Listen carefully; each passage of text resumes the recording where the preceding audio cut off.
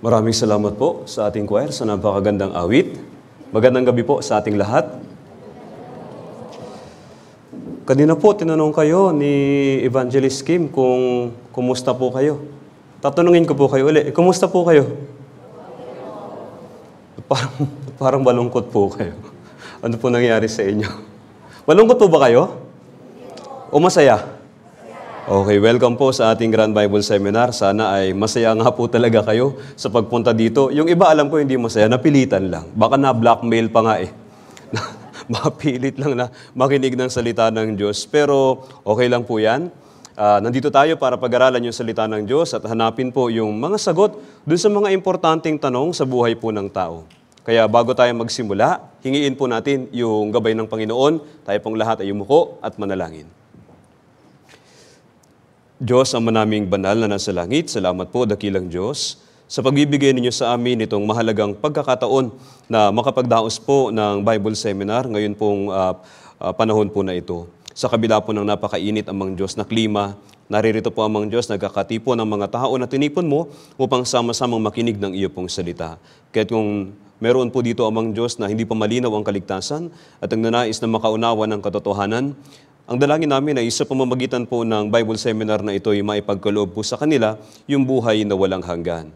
Sa mga naimbitahan po namin, dakilang Diyos, marami po ang maaaring patungo pa lamang dito. Ingatan niyo po sila sa kanila pong pagbiyahe, nawa ay hindi po sila mahadlangan. Doon naman po sa mga hindi makakadalo sa unang session, dalangin namin na ingatan niyo pa rin sila amang Diyos, naway pagkalooban niyo sila ng pagkakataon na makadalo sa mga susunod na sessions, sa gayon makapakinig po ng iyong salita at magkaroon din po ng kaligtasan.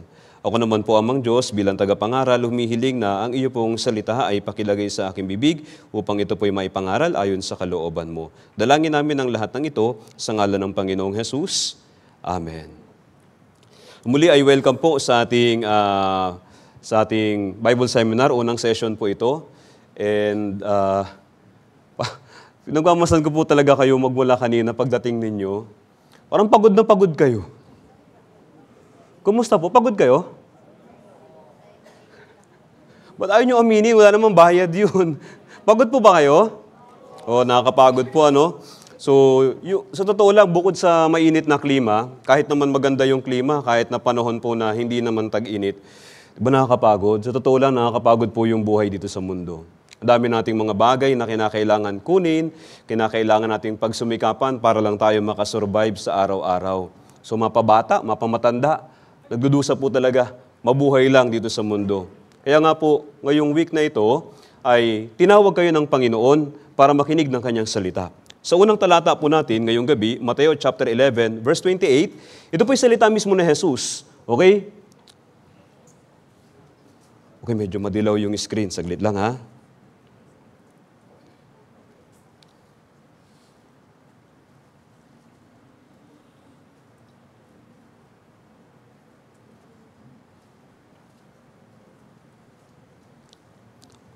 Okay, basahin po natin. Sabay-sabay, 3, 2, 1. Lumapit kayo sa akin, kayong lahat na nanlulupaypay at lubhang nabibigatan, at kayo'y bibigyan ko ng kapahingahan. So, sabi dito, lumapit kayo sa akin. Tinawag po kayo ng Panginoong Jesus. Sino po yung tinatawag ng Panginoon? Kayong lahat na nanlulupaypay at lubhang nabibigatan. Mabigat po yung buhay natin dito sa mundo. Tapos tuloy-tuloy yan. Simula pagkabata, hanggang sa pagtanda, hanggang sa maputi na yung buhok natin, hanggang sa uugod-ugod na tayo, mahirap po yung buhay sa mundo. Kaya, sa kabila ng maraming pagpapagod po natin dito sa mundo, nakuha nyo na po yung gusto nyo? Nakuha nyo na? Hindi pa rin? Bakit kaya? Ngayon, kung sakaling nakuha na ninyo yung lahat ng gusto ninyo, sa palagay nyo kaya magiging masaya naman kayo? Hindi pa rin. Bakit din kaya? Alam nyo po, hindi tayo ipinanganak sa mundo para magpagod doon sa mga bagay na panlupa lang. Hindi po yan ang purpose ng buhay natin. Kaya nga, hindi po yan talaga yung kinakailangan natin. May mga bagay po na mas mahalaga na dapat pinaglalaanan po natin ng pansin, pinag-iisipan po natin ng mas malalim. Kaya nga po nandito tayo ngayon. O sa kabila po ng abalang pamumuhay natin, kinakailangan tayong maglaan ng sandali para pag-isipan yung mas importanteng bagay sa buhay natin. Yung pag-aalala natin sa pera, sa kabuhayan, doon sa pagkain, yung para sa pamilya po natin, hindi ho natatapos yan eh. Hanggang sa mamatay tayo, inaalala po natin yung mga bagay na yan. Pero hindi po yan yung nais ng Panginoon na hanapin natin dito sa mundo. May mga bagay na dapat po tayong mas pinag-iisipan. Meron po akong ipapakilala sa inyo. Siya yung founder ng kumpanya na Samsung, si Lee Byung-chul. Actually, nung sinimulan niya yung kumpanya na Samsung, maliit lang ito na kumpanya. Ang paninda nila noon, hindi electronics, mga gamit sa pagkain, gamit sa pagluluto. Pero dahil nga wala siyang ibang inisip, kundi palakihin yung kumpanya niya para kumita siya ng mas marami, makapagbenta ng mas marami, and then magkaroon ng mas marami mga tindahan, talagang lumago yung kumpanya na yon. Pero isang araw, nakarinig siya ng balita na bumago sa pananaw niya sa buhay. Ito po yung balita na siya pala'y may sakit, matinding sakit, meron po siyang cancer sa baga. At yung buhay niya ay may taning na. Bilang na po yung mga araw niya sa mundo. Magmula nung marinig niya po yun, nagbago yung pananaw niya sa buhay. Nung una, parang tayo rin. Naghahanap siya ng kabuhayan, naghahanap siya ng pera, gusto niya na may bigay yung magandang buhay sa pamilya. Gusto niya magkaroon ng magandang kinabukasan. Pero, nung nasa kanya na yung lahat, ipinaunawa ng Diyos sa kanya kung ano yung mas importanteng bagay. Magmula nung malaman niya na siya may taning na sa buhay, nagtanong po siya ng mas malalim. Napag-isipan niya yung mga bagay na mas importante. Ito yung mga bagay na hindi po panlupa. Ito yung mga bagay na kinakailangan natin pag-isipan bago tayo tumawid sa kabilang buhay. Panoorin po natin ito. Ito po si Chairman Lee Byung-chul. Tapos meron siyang kaibigan na pare, yung nasa kanan. Tinanong niya din po sa kaibigan niya na pare, yung mga tanong niya tungkol sa kabilang buhay, sa kasamaang palad po, hindi po yun nasagot. Kinamatayan na lang po ni Lee Byung-chul, hindi po nasagot yung mga tanong niya. Naririto po yung mga tanong, ilan sa mga tanong na ito na kung kayo po mismo, hindi rin ninyo alam yung sagot, tama po yung pinuntahan ninyong lugar. Tama po yung pinuntahan ninyo. Dapat tayo mag-aral ng Biblia para mahanap yung mga sagot sa tanong na ito.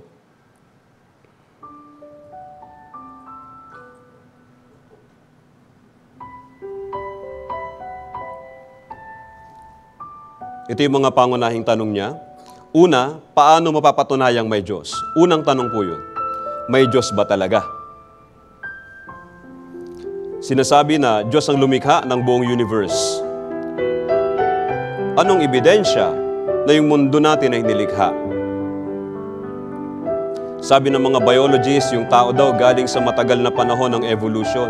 Ano ang kaibahan ng evolution doon sa creation? Ang evolution ba yung tama o yung creation ang tama? Kung mahal ng Diyos ang tao, bakit mayroong pagdurusa sa kalungkutan at kamatayan? Bakit nilikha ng Diyos ang gumagawa ng masama? Sabi nila si Jesus namatay para sa ating kasalanan. Ano ba yung ating kasalanan? Paano nabuo yung Biblia? Paano patutunayan na ang Biblia ay talagang salita ng Diyos? Ano ba yung relihiyon? Ano ang espiritu? At kaluluwa. Ang tao ba talaga may espiritu at kaluluwa? Paano tayo naniniwala na ang espiritu o kaluluwa ng tao ay hindi namamatay, sa halip mapupunta sa langit o impyerno pagkatapos ng kamatayan? May langit at impyerno ba talaga? Ikinumpara ng Biblia ang pagpasok ng mayaman sa langit sa isang kamelyo na pumapasok sa butas ng karayom.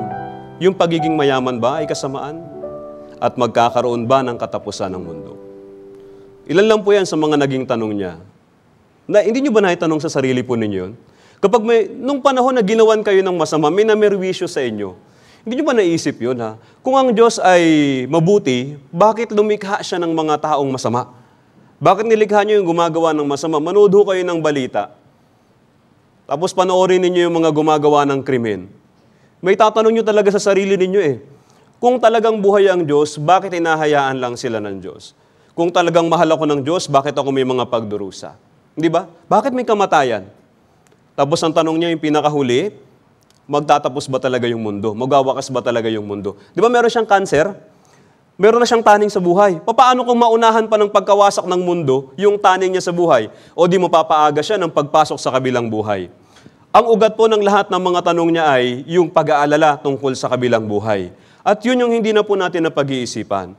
Masyado na tayo nag-aalala tungkol sa bukas, tungkol sa mamaya, tungkol sa susunod na buwan, tungkol sa susunod na taon. Hindi na po natin naiisip na meron pong kabilang buhay. Na mamamatay tayo, hindi po ba? Sino po sa inyo dito yung siguradong yayaman? Taas yung kamay. Wala, di ba? Eh yung siguradong mamamatay, taas ng kamay. O yung hindi nagtaas ng kamay, ano ka, immortal? Sige, pakibaba. So sigurado tayo nga mamatay tayo, di ba? Yung pagyaman, hindi sigurado, pero pinaghahandaan, pinagsusumikapan, pinagpapaguran. Kaya tayo napapagod eh. Hindi ba? Pilit natin kinukuha yung bagay na hindi naman ipinangako ng Diyos sa atin. Pilit natin pinagpapaguran yung mga bagay na hindi naman talaga yun yung gusto ng Diyos na pagpaguran natin. Nais ng Diyos na pag-isipan po natin yung kabilang buhay sa madaling salita. Kaya nga dito, sabi dito, at kayo bibigyan ko ng kapahingahan. Gusto tayong pagpahingain ng Diyos. Ibig sabihin, ihinto natin pansamantala yung pagiging abala natin sa mga pansamantalang bagay. At maglaan tayo ng oras, pag-isipan po natin ng malalim yung tungkol sa kabilang buhay po natin. Si Libyong Chol, pinag-isipan niya yung tungkol sa kabilang buhay nung malapit na siyang mamatay. Sa kasamaang palad, huli na yung lahat. Kayo po, binibigyan kayo ng Diyos ng pagkakataon na pag-isipan yung tungkol sa kabilang buhay.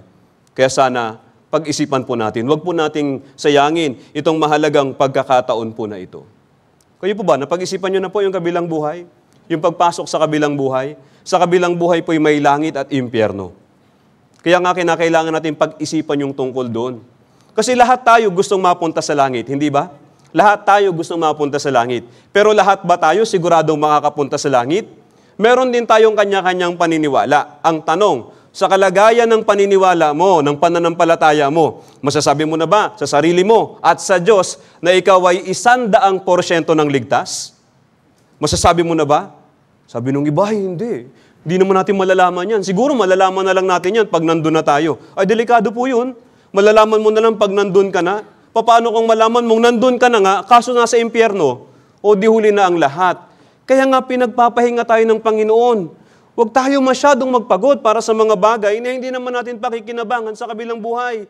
Hanapin natin yung mga bagay na kailangan natin, pakikinabangan natin, hindi lang dito, kundi sa kabilang buhay, maging matalino po tayo. Okay po? Maaaring ngayon napilitan ka lang na umattend dito, pero ngayon po nakikiusap kami sa iyo. Tapusin mo po yung Bible seminar na ito. Ito po'y para sa iyo. Hindi ho kami tumawag sa iyo. Ang tumawag sa iyo ay ang Panginoon. Pag tinanggihan mo yung pagtawag ng Panginoon dito, i-expect mo ba na makakapiling ka ng Panginoon dun sa kaharian niya sa langit? Natural, hindi. Hindi ba? Kaya kinakailangan pakinggan natin yung Panginoon pag tinawag tayo. At pag-isipan natin yung mga bagay na gusto niya po na pag-isipan natin. Dapat ay sigurado po tayo doon sa kabilang buhay. Ibig sabihin, sigurado na tayo makakapasok sa langit. Yan po yung dapat na hinihingi natin sa Panginoon. Kasi hindi po lahat nakakapasok po sa langit. Akala natin mga Pilipino, pastor, ako naman hindi naman nakakalimot na tumawag sa Panginoon. Lagi naman akong tumatawag sa Kanya. Kasi lagi siyang may problema. Kaya lagi siyang tumatawag sa Panginoon. Pero noong mga panahong walang problema, hindi rin naman tayo tumatawag sa Panginoon. Tama po ba? Sabi lagi daw, sabihin na natin, lagi kang tumatawag sa Panginoon. Yun ba'y garantiya na makakapasok ka sa langit? Sabi ni Jesus, hindi. Sa Mateo chapter 7, verse 21, basahin natin ng sabay. Hindi lahat na nagsasabi sa akin, Panginoon, Panginoon, ay papasok sa kaharian ng langit, kundi ang gumaganap ng kalooban ng aking Ama na nasa langit. So hindi porke tumatawag tayo sa Panginoon, nananalangin tayo sa Kanya, naniniwala tayo sa Kanya, makakapasok na tayo sa langit. Kasi sabi ni Jesus mismo, hindi lahat. Yung iba makakapasok, pero hindi lahat. Paano ka? Sigurado ka ba? Nananampalataya ka sa Diyos, nananalig ka sa Panginoon, tumatawag ka sa Kanya. Sigurado ka ba? 100% na kung ngayong gabi ka kunin ng Panginoon, papasok ka sa langit? Kung hindi ka pa sigurado, okay lang yan. Kaya nga nandito tayo kaya nga mag-aaral po tayo ng Biblia para pag-isipan at para siguraduhin yung bagay po na yan. So hindi po sapat yung tumatawag lang sa Panginoon. Kaya yung iba, dahil alam din po nila yung Biblia, bukod sa tumatawag sa Panginoon, isinasabuhay din nila yung kanila pong pananampalataya. Tingnan niyo po yung kasunod na verse 22. Basahin natin ng sabay-sabay, 3, 2, 1. Sa araw na iyon ay marami ang magsasabi sa akin, Panginoon, Panginoon, hindi ba nagpropesiya kami sa iyong pangalan at nagpalayas ng mga demonyo sa iyong pangalan at sa iyong pangalan ay gumawa kami ng maraming gawang makapangyarihan? Ay, ito matitindi itong mga to, hindi ba? Tumatawag sila, Panginoon, Panginoon, pero hindi lang yon. ipinangangaral din po nila yung salita ng Diyos. Sabi, hindi ba nagpropesiya kami sa iyong pangalan? Sa panahon po natin ngayon, ito po yung katumbas ng mga nangangaral ng salita ng Diyos. Yung nag-share ng words of God. Sabi din nila, nagpapalaya sila ng demonyo sa pangalan ng Panginoon. Totoo po yung sapi. Talagang meron pong mga masasamang espiritu na sumasapi sa tao. At meron din mga tao na may kakayahang magpalayas ng mga masasamang espiritu. Sabi din, ito pa yung ginagawa nila, sa iyong pangalan ay gumawa kami ng maraming gawang makapangyarihan. Hindi lang konti, marami. At makapangyarihang mga gawa. Yung mga himala, totoo po yun. Yung mga may sakit na malala, meron pong mga ganun na pag ipinag-pray, talagang makapangyarihan po yung prayer, gumagaling po yung may sakit. Meron nga, patay na eh. Nabuhay po talaga. Talagang clinically dead. Tapos nabuhay pa. Kaya itong mga tao na ito nakakagawa ng maraming gawang makapangyarihan. Tanong, tumatawag sila sa pangalan ng Panginoon, may pananampalataya sila sa Panginoon. Di ba? Nangangaral sila ng words of God. Nagpapalaya sila ng masamang espiritu. Gumagawa sila ng maraming gawang makapangyarihan. Sa araw ng kamatayan, saan sila pupunta? Sa langit, sa impyerno? Kita nyo, nag-isip tuloy kayo ngayon. Pag-isipan po natin, saan kaya sila pupunta? Sa langit o sa impyerno? Impyerno. Bakit impyerno? Okay, yung tumawag sa pangalan ng Panginoon, mabuti o masama? Grabe yung pagod ninyo, hindi nyo na magawang sumagot. Tulungan nyo po ako para mabilis tayo, okay? Yung tumawag sa pangalan ng Panginoon, mabuti o masama? Ay, napakabuti. Yung mangaral ng words of God, mabuti o masama? Mabuti. Yung magpalayas ng masamang espiritu, mabuti o masama?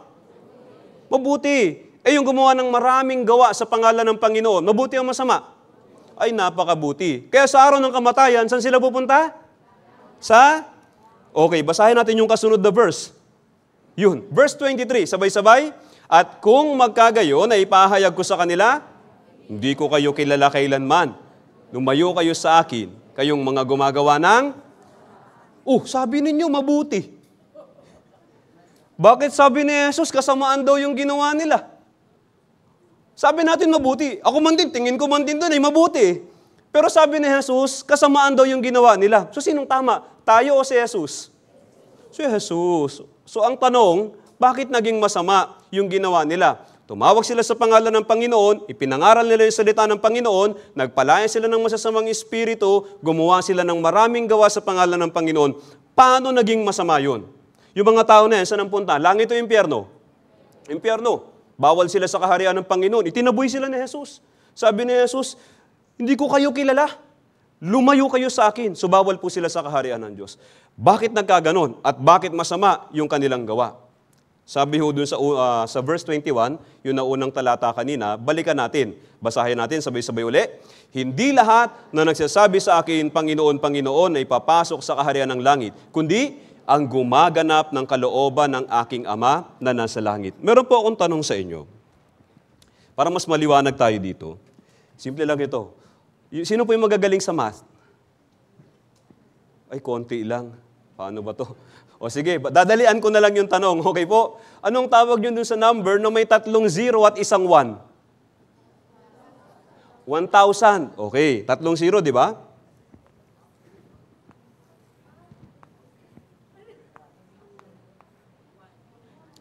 Po? Ha? O ba sabi niyo 1,000? Gusto niyo mag-isip po kayo eh. Okay? Baka may inaalala po kayong ibang bagay, utang na loob, nandito naman na kayo. Okay? Baka may inaalala po kayong mga gawaing bahay o mga naiwan sa bahay, utang na loob.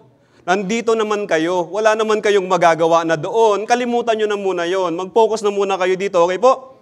Anong tawag nga uli? 3 0 at isang 1?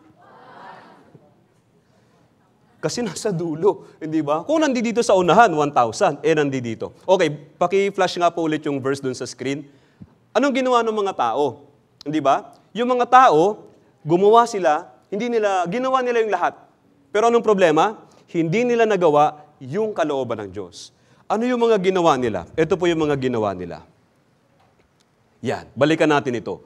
Tumatawag sila sa pangalan ng Panginoon, hindi ba? Nangangaral sila dahil sa pananampalataya nila, ipinangangaral nila yung salita ng Diyos. Kaya meron sila nitong 0 na ito. Ipinangangaral nila yung words of God. Nagpapalaya sila ng mga masasamang espiritu. Tapos gumagawa sila ng maraming gawang makapangyarihan. Ano ang problema dun sa kanila? Wala sila nito. Wala sila nitong one. So anong value nila kung walang one? Yun po yung kasamaan. Yung kalooban po ng Diyos hindi nila nagawa. Dapat nandito po yung kalooban ng Diyos. Mauna po yung kalooban ng Diyos. So, bakit ganun? Hindi ba yung mangaral ng words of God ay kalooban ng Diyos? Hindi ba yung magpalayas ng demonyo ay kalooban ng Diyos? Hindi ba yung gumawa ng mga gawa sa Panginoon ay kalooban ng Diyos? Pero bakit ganun? Bakit hindi pala nila nagawa yung kalooban ng Diyos? So dapat po nating linawin, ano ba yung kalooban ng Diyos na hindi nila nagawa? Ito po yung kalooban ng Diyos. Juan chapter 6 verse 40, basahin natin ng sabay. Sapagkat ito ang kalooban ng Ama na ang bawat nakakakita sa anak at sa kanya'y sumampalataya ay magkaroon ng buhay na walang hanggan. At muli ko siyang bubuhayin sa huling araw. Tayo dito lahat, nananampalataya tayo kay Jesus. Liban na lang kung ikaw ay Muslim o Buddhist. Pero kung ikaw ay Kristiyano, nung ipinanganak, lahat tayo naniniwala sa Panginoong Jesus. Lahat tayo may pananampalataya. Pero hindi tayo dapat huminto dun sa pananampalataya lang. Okay po? Dapat yung pananampalataya natin, kaya tayong dalhin sa buhay na walang hanggan. Sabi dito, ito ang kalooban ng Ama, na ang bawat nakakakita sa anak at sa kanya'y sumampalataya. Ang problema sa atin, hanggang dito lang tayo. Oh. Hanggang dyan lang tayo sa sumampalataya. Hindi ba? Ang problema yung buhay na walang hanggan. Meron na ba? Sa kalagayan mo ngayon, sigurado ka ba 100% na hawak mo yung buhay na walang hanggan? Na natanggap mo na yung buhay na walang hanggan mula sa Panginoon? Hindi ka pa sigurado? O di tama yung pinuntahan mo. Dapat sa Bible seminar na ito, masigurado mo yan. Yan po yung kalooban ng Diyos. Yan yung hindi nila ginawa. Isipin niyo, ginawa nila lahat ng bagay na mabuti maliban sa magkaroon ng buhay na walang hanggan. Kapag wala kang buhay na walang hanggan, hindi ka makakapasok sa kaharian ng Diyos. Bawal ka po sa langit. Kaya ito po yung purpose ng Bible seminar na ito. In-invite po namin kayo hindi para maging miyembro ng Philippine Life Word Mission ng Manila Central Church. In-invite din po namin kayo hindi para magbago ng pag-uugali. Hindi rin po namin kayo in-invite dito para isurrender yung buhay ninyo sa Panginoon. Hindi po. Dinala po kayo ng Panginoon dito para ibigay sa inyo yung buhay na walang hanggan. Yan yung kaisa-isang purpose po ng Bible seminar na ito. At kapag natupad po ninyo yung purpose na ito, magkaroon kayo ng buhay na walang hanggan, makakapasok ka sa langit 100%. Ngayon, papaano po yung buhay na walang hanggan? Dapat po natin gawin yan. Dapat po tayong magkaroon ng buhay na walang hanggan. Sa totoo lang, yung pagkakaroon po ng buhay na walang hanggan, ito po yung utos ng Panginoon. Nasanay tayo na pag sinabing utos ng Panginoon, 10 utos ka agad, 10 commandments ka agad. Yes, utos din ng Panginoon yun. Pero bago yun, ito po yung pinakauna. Sabi sa Juan chapter 12 verse 50, basahin natin ng sabay, nalalaman ko na ang kanyang utos ay buhay na walang hanggan. Kaya't ang mga bagay na sinasabi ko ay aking sinasabi ayon sa sinabi ng Ama. Ang utos ng Panginoon ay buhay na walang hanggan. Sa ibang translation, ang utos ng Panginoon ay tungo sa buhay na walang hanggan. Anyway, pareho lang po yung sinasabi. Inuutusan tayo ng Panginoon na hanapin yung buhay na walang hanggan. Kapag ginawa natin lahat ng kabutihan sa mundo, pero hindi tayo nagkaroon ng buhay na walang hanggan, sisingilin po tayo ng Panginoon sa araw ng paghuhukom. Bigyan ko po kayo ng example. Kunyari yung mag-asawa, si nanay at si tatay, okay, meron silang kaisa-isang anak. Okay.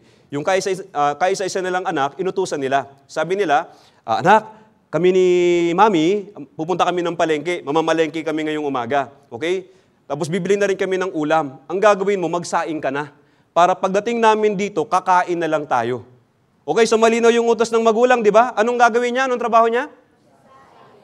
Ano po? Magsaing. Para pag uwi ng magulang, meron ng kanin. So umalis yung magulang, si nanay at si tatay, na malengke sila. O pagdating ng alas 12, bumalik sila. Pagbalik nila, ina-expect nila, kakain na lang sila. Ang problema, walang kanin. Kung kayo yung magulang, matutuwa kayo magagalit? O sigurado, namumuti na yung mata mo sa gutom, di ba? Tapos walang kanin. O may dala kayong ulam, pero walang kanin. Yung dala nyong ulam, chooks tugo. Masarap kahit walang sausawan, pero hindi yun masarap pag walang kanin. Kailangan natin ng kanin doon. Ang init ng ulo nyo ngayon, hindi ba? Pero yung anak, may sagot, may palusot. Sabi nung anak ay, Mami, Daddy, huwag kayong magalit. Hindi ako nakapagsaing kasi nilinis ko yung buong bahay. Kung kayo yung magulang, matutuwa kayo, magagalit? Bakit magagalit? Masama bang maglinis ng bahay? Yung maglinis ng bahay, mabuti o masama? O ba't ka magagalit? Tama po yung nasa isip ninyo, sabihin nyo po. Kasi walang kanin. Magandang maglinis ng bahay, pero hindi yun yung oras para maglinis ng bahay. Yun yung oras para magsaing. Tama po? So magagalit po kayo. Bakit? Kasi hindi ginawa yung utos mo. Hindi ginawa yung kalooban mo. Kaya palagay ninyo, kahit anong idahilan ng anak, may tatanggapin kayong dahilan kung walang kanin? Wala. Kahit sabihin pa niyang, gumawa ako ng homework, naglaba ako ng mga labahin, hinugasan ko yung pinagkainan, magagalit ka kasi gutom ka na, nagwawala na yung tiyan mo. Hihimatay na kayong mag-asawa sa init at gutom, walang kanin. Yun po yun. Yung kalooban po ng Diyos, ganun din. Ang kalooban ng Diyos, magkaroon muna tayo ng buhay na walang hanggan. Anong ginawa ng mga tao ngayon? Naglinis ng bahay. Naghugas ng plato. Naglaba ng damit. Pero hindi nagsaing. Hindi ho ba? Kaya yung mga tao ngayon, ginawa nila lahat ng gawang mabuti. Ipinangangaral nila yung words of God, sinishare nila yung words of God, nagpapalaya sila ng masamang espiritu, gumagawa sila ng maraming gawang makapangyarihan. Eh ang tanong, sa araw ng kamatayan, yun ba hahanapin ng Diyos? Hindi. Sa araw ng kamatayan, ang hahanapin ng Diyos sa ating lahat ay buhay na walang hanggan. Kasi yun yung inutos niya sa atin. Kuha niyo po. Lahat tayo may mission sa mundo. Meron tayong mission, pero yung pinakauna sa mga mission natin ay magkaroon muna ng buhay na walang hanggan. Ang problema, naging busy tayo para sa ibang bagay. Siguro pa meron na kayong inaatinan na church sa ngayon. May pananampalataya ka na, active ka na, siguro may ministry ka pa. Baka may posisyon ka pa doon sa simbahan na yon. Tanong, may buhay na walang hanggan ka? Paano mo nakuha yan? Kailan mo nakuha yan? Yun yung mga tanong na dapat nating masagot ng malinaw. Ngayon, tiyagain natin. Sa Bible seminar po na ito may sagot, may paraan, okay? Ito yung utos ng Diyos, ang magkaroon muna ng buhay na walang hanggan. Kaya magmula ngayon, pag-aaralan po natin paano magkakaroon ng buhay na walang hanggan. Okay po? So, klaro na po tayo ha? Para saan yung Bible seminar natin? Para magkaroon ng? So, wag po ninyo nga sabihin, pagkatapos ng Bible seminar na ito, ay naku, maraming salamat, in-invite mo ako sa church ninyo, nadagdagan yung kaalaman ko. Mali po yun. Hindi po tayo nandito para magdagdag kaalaman. Sabi naman ng iba, ay salamat, na-refresh ako. Hindi sana naligo ka na lang. Hindi ho ba? Hindi po yun yung purpose. Sana pagkatapos po ng Bible seminar natin, pag uwi mo, ay salamat, mabuti na lang, umaten ako ng Bible seminar. Sure na ako na meron akong buhay na walang hanggan. Yan yung mission mo sa buhay, yan din yung purpose natin sa Bible seminar na ito. So, paano nga ba natin kukunin yan? Sa Biblia po, meron lang isang paraan. Ito po yung paraan na ibinigay ng Diyos. Sabi dito sa Juan chapter 17 verse 3, basahin natin ng sabay.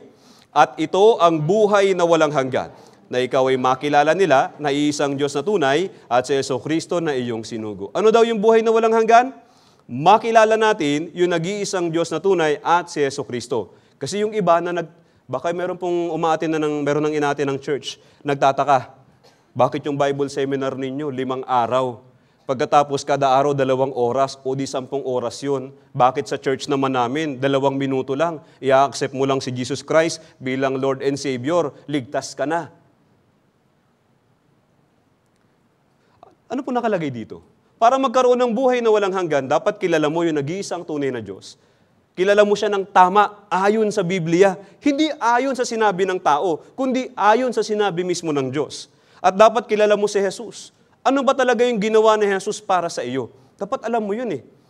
Kung hindi mo alam yun, pero nagsimba ka, naging Christian ka, nagpray ka, tinanggap mo si Jesus bilang Panginoon at tagapagligtas, wala kang buhay na walang hanggan. Doon sa mga tumanggap na po kay Jesus bilang Lord and Savior, tanungin kita, nung tinanggap mo siya, nagkaroon ka ng buhay na walang hanggan? Sabi nung iba, oo nga no, hindi ko rin sigurado. Kinakailangan po natin masigurado yung pagkakaroon ng buhay na walang hanggan. So ang gagawin po natin, maglalaan tayo ng 10 oras para pag-aralan yung Biblia at kilalanin po ng tama yung tungkol sa Diyos at yung tungkol kay Jesus at syempre yung tungkol din po sa ating sarili. Okay po? So pagdating po sa Diyos, marami tayong ideya tungkol sa Diyos. Pero sa totoo lang, limitado po yung nalalaman natin tungkol sa Diyos. Example po, dugtungan nyo po ha, God is good. Ano pa? God is love. God is po? Love uli. Lowly. Okay, mapagpakumbaba. God is maawain. God is o kita ninyo, nakakaapat pa lang tayo na tahimik na kayo. Yun po yung pagkakilala natin sa Diyos. Tapos i-expect natin may buhay na walang hanggan na tayo? Ay, hindi ho. Pag mula ngayon, ipapakilala ko po sa inyo yung nag-iisang tunay na Diyos. Sabi ho dito sa unang Timoteo chapter 6 verse 16. Basahin natin ng sabay. Ang Diyos lamang ang walang kamatayan at naninirahan sa liwanag na di malapitan, na hindi nakita ng sinumang tao makikita man. Ito po yung katangian ng Diyos. Dalawang katangian po yan. Una, ang Diyos ay walang kamatayan. Ibig sabihin yung langit, kaharian ng mawalang kamatayan. Kaya nga ang makakapasok lang doon yung may buhay na walang hanggan. Kung wala kang buhay na walang hanggan, kahit Kristiyano ka pa, kung wala kang buhay na walang hanggan, di ka makakapasok sa langit. Pangalawang katangian ng Diyos, sabi dito, naninirahan sa liwanag na di malapitan. Yung langit po ay liwanag. Yung Diyos mismo ay liwanag. Ano naman tayo? Tayo po yung dilim. Sa langit po ay walang kasalanan. Ang Diyos po ay banal, perpekto siya, walang kasalanan. Kaya yung langit, ito po yung kaharian ng mga walang kasalanan. May kasalanan ka o wala? Meron o marami? Tapos na ba tayo magkasala? Hindi pa, mamaya lang, bukas ulit magkakasala tayo. Kaya sa kalagayan mo ngayon, yes, nananampalataya ka sa Panginoon. Pero may kasalanan ka, makakapasok ka sa langit o hindi? Hindi. Ayon po dito sa katangian ng Diyos. Hindi kanya papapasukin sa langit kung meron kang kasalanan maski na isa. Dahil yung langit po ay liwanag. Bawal dun yung may dumi. Bawal po dun yung may kasalanan. Okay? Isa pang katangian ng Diyos, ang Diyos ay Espiritu. Ibig sabihin, pag sinabing ang Diyos ay Espiritu, sabi sa Lucas 24:39, ang Espiritu ay walang laman, walang buto. Meaning, wala siyang katawan na pwede nating pagmasdan. Paano natin siya makikilala? Wala pala siyang katawan. Hindi pala siya nakikita sa madaling salita. Paano natin makikilala yung Diyos na hindi nakikita? Kaya kailangan natin ng Biblia. Sa ganitong paraan po natin makikilala po yung Diyos kasi hindi siya nakikita ng atin pong mata. Kaya kailangan tayo maglaan ng oras sa pag-aaral ng Biblia. Ano pong nangyari? Yung mga tao, nag-akala na may kaligtasan, nag-akala na may buhay na walang hanggan, samantalang hindi pa nakapag-aral ng Biblia, hindi naman nakilala ng tama yung Diyos. Kaya anong sabi po dito? Sa Mateo chapter 22 verse 29, babasahin ko po, sundan po ninyo. Sumagot si Jesus at sinabi sa kanila, nagkakamali kayo, sapagkat hindi ninyo nalalaman ang mga kasulatan o ang kapangyarihan ng Diyos. Yung mga tao kanina, nananalangin sila sa Panginoon, nangangaral sila ng words of God, nagapalaya sila ng masamang espiritu, gumagawa sila ng maraming gawa sa pangalan ng Panginoon. Actually, buong akala nila, papasok sila sa langit eh. Hindi ba? Ano kayang naging reaksyon nila nung sabihin sa kanila ni Jesus, hindi ko kayo kilala kailanman. Lumayo kayo sa akin, kayong gumagawa ng kasamaan. Sa palagay nyo, ano magiging reaksyon nila? Laking gulat po talaga nila, sigurado. Laking gulat nila. Nag-expect sila na makakapasok sila sa langit dahil sa mga ginawa nila. Pero sabi ni Jesus, hindi, nagkamali kayo. Bakit nagkakamali po yung mga tao? Nakalagay na po dito yung sagot, hindi ninyo nalalaman ang mga kasulatan. Kasi hindi ho napaglaanan ng oras yung pag-aaral ng Biblia. Kailangan tayong mag-aaral ng Biblia. Sa pamamagitan ng pag-aaral ng Biblia, makikilala po natin yung Diyos. Malalaman po natin yung buhay na walang hanggan, yung kaligtasan. Yung Biblia, ayaw paniwalaan to ng ibang tao. May mga tao naman naniniwala sa Biblia, pero diskumpiyado pa rin. Hindi nila magawang maniwala ng 100%. Ang katwiran nila, kasi yung Biblia ay sulat ng tao. Totoo po yun. Yung Biblia ay sinulat ng tao. Pero ito po ay hindi salita ng tao. Sabi dito sa 2 Timoteo chapter 3 verse 16, pakibasa, lahat ng kasulatan ay kinasihan ng Diyos. Ibig sabihin ng kinasihan, hindi Diyos mismo yung nagsulat, kundi tao yung sumulat. Tumawag ang Diyos ng mga tao at sa kanila ay pinasulat yung mensahe ng Diyos para po sa atin. Kaya yung Biblia po ay nabuo. Ito po ay sulat ng tao, pero ito po ay salita ng Diyos. Nakuha niyo po. Dito, ngayon po yung 2024 na tayo, yung pinakaunang bahagi ng Biblia na isulat 3,500 years ago. Yun po yung Genesis. Magmula sa Genesis na isulat po yung tinatawag na Lumang Tipan.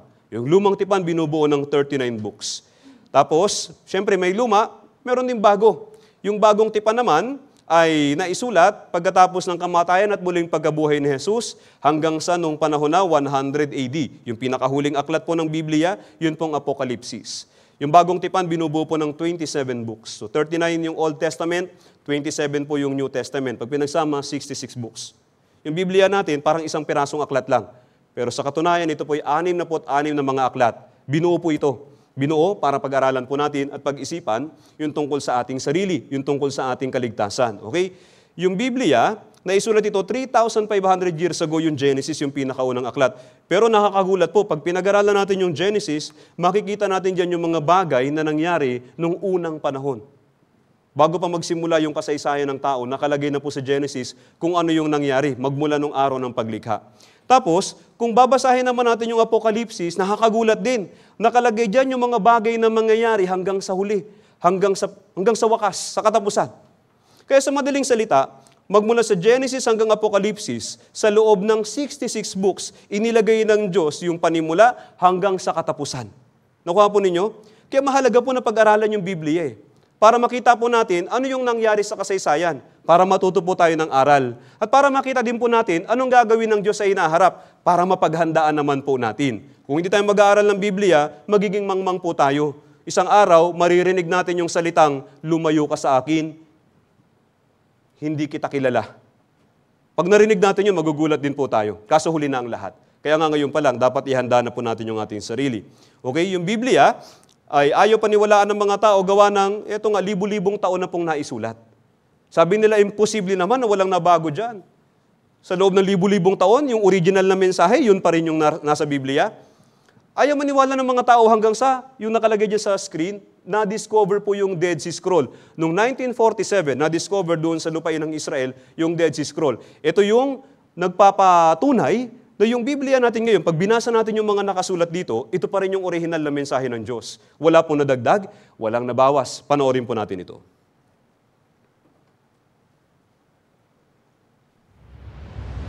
Ang Qumran ay matatagpuan mga 1 milya ang layo sa gawing hilagang kanluran ng Dead Sea. Ito ay may layo na 9 na milya, timog ng Jericho at 14 na milya sa kanluran naman ng Jerusalem. Ang lugar kung saan ito matatagpuan ay tinatawag na ngayong West Bank. Ang Dead Sea ay nasa 1,300 feet below sa sea level. Ito ang pinakamababang level sa mundong ito. Kung pag-uusapan ng lugar ng Qumran, hindi maaalis sa atin na talakay ng isa sa pinakamahalagang archaeological discovery patungkol sa tinatawag na Dead Sea Scrolls. Isang araw noong 1947, may isang pastol na Bedouin ang aksidenteng nakadiskubre ng mga banga na may lamang balumbon ng kasulatan. Habang hinahanap niya ang nawawalang hayop na kanyang ipinapastol, naghagis siya ng baton sa kuweba at may narinig siyang nabasag at doon niya nakita ang mga banga. 7 balumbon ang una niyang nahanap at doon na nagsimula ang pagkadiskubre ng Dead Sea Scrolls. Napasakamay ng mga dalubhasa ang mga balumbon na ito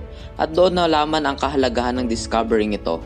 Inisip nila na may iba pang mga balumbon sa lugar na iyon, kaya mula 1947 hanggang 1956, isinagawa ng mga dalubhasa ang masusing paghahanap na iba pang scroll sa lugar na iyon. Nahanap nila ang mahigit 900 na scrolls mula sa 11 kuweba. Ngayon, ang mga scrolls na ito ay matatagpuan sa Israel Museum.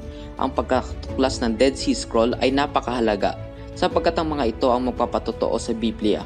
Ito kasi ang mga sinaunang Biblia na sinulat ng mga Hudyo na siyang itinuturing na orihinal.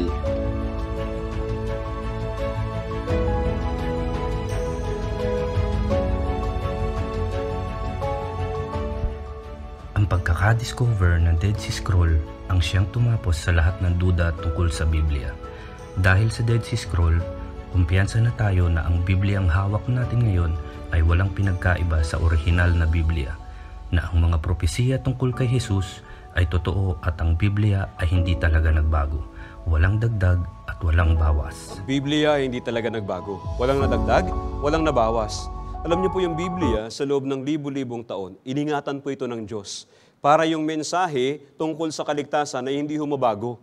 Kasi ito na lang yung kaisa-isa nating mapa patungo sa buhay na walang hanggan. Kung hahayaan pa ng Diyos na mabulabog yung nilalaman po nito, maliligaw na po tayo.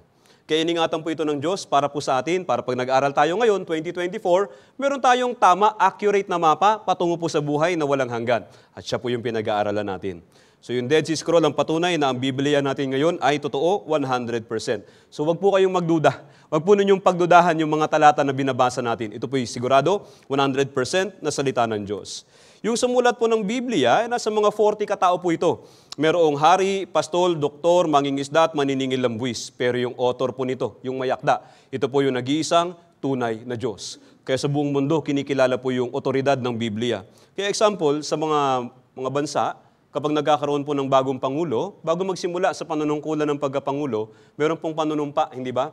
Sa Amerika po, kapag nanunumpa yung kanilang pangulo, bago magsimula ng tungkulin, nakapatong po yung kanyang kaliwang kamay doon sa Biblia. Sa Pilipinas, the same din po sa Pilipinas. Yung ating dating Pangulong Duterte, nanumpa din siya na yung kaliwang kamay nakapatong sa Biblia. Yung kasalukuyang Pangulo po natin, si BBM, nung siya manumpa, nakapatong din po yung kaliwang kamay doon sa Biblia. Pero yung Biblia po, hindi po ibinigay ng Diyos yan para pagpatungan lang ng kamay, ha? Baka naman ganun lang po yung gawin ninyo, okay? Kailangan po natin pag-aralan. Dito po, sa buong mundo, yung Biblia yung pinakabinabasang aklat sa buong mundo. So, kailangan nating basahin yung Biblia. Okay po? O, basahin natin, pag-aaralan po natin yung nilalaman ng Biblia. Sabi ni James Chapman, the number one most read, pinakabinabasang aklat sa buong mundo, sa buong kasaysayan, ay wala pong tatalo sa Biblia. Ito po yung Biblia. Pinakamaraming nagbabasa ng Biblia. Problema, kapag binasa natin yung Biblia nang mag-isa ka lang, sa halip na matuto, malilito ka lalo, magkakaroon ka ng maraming tanong.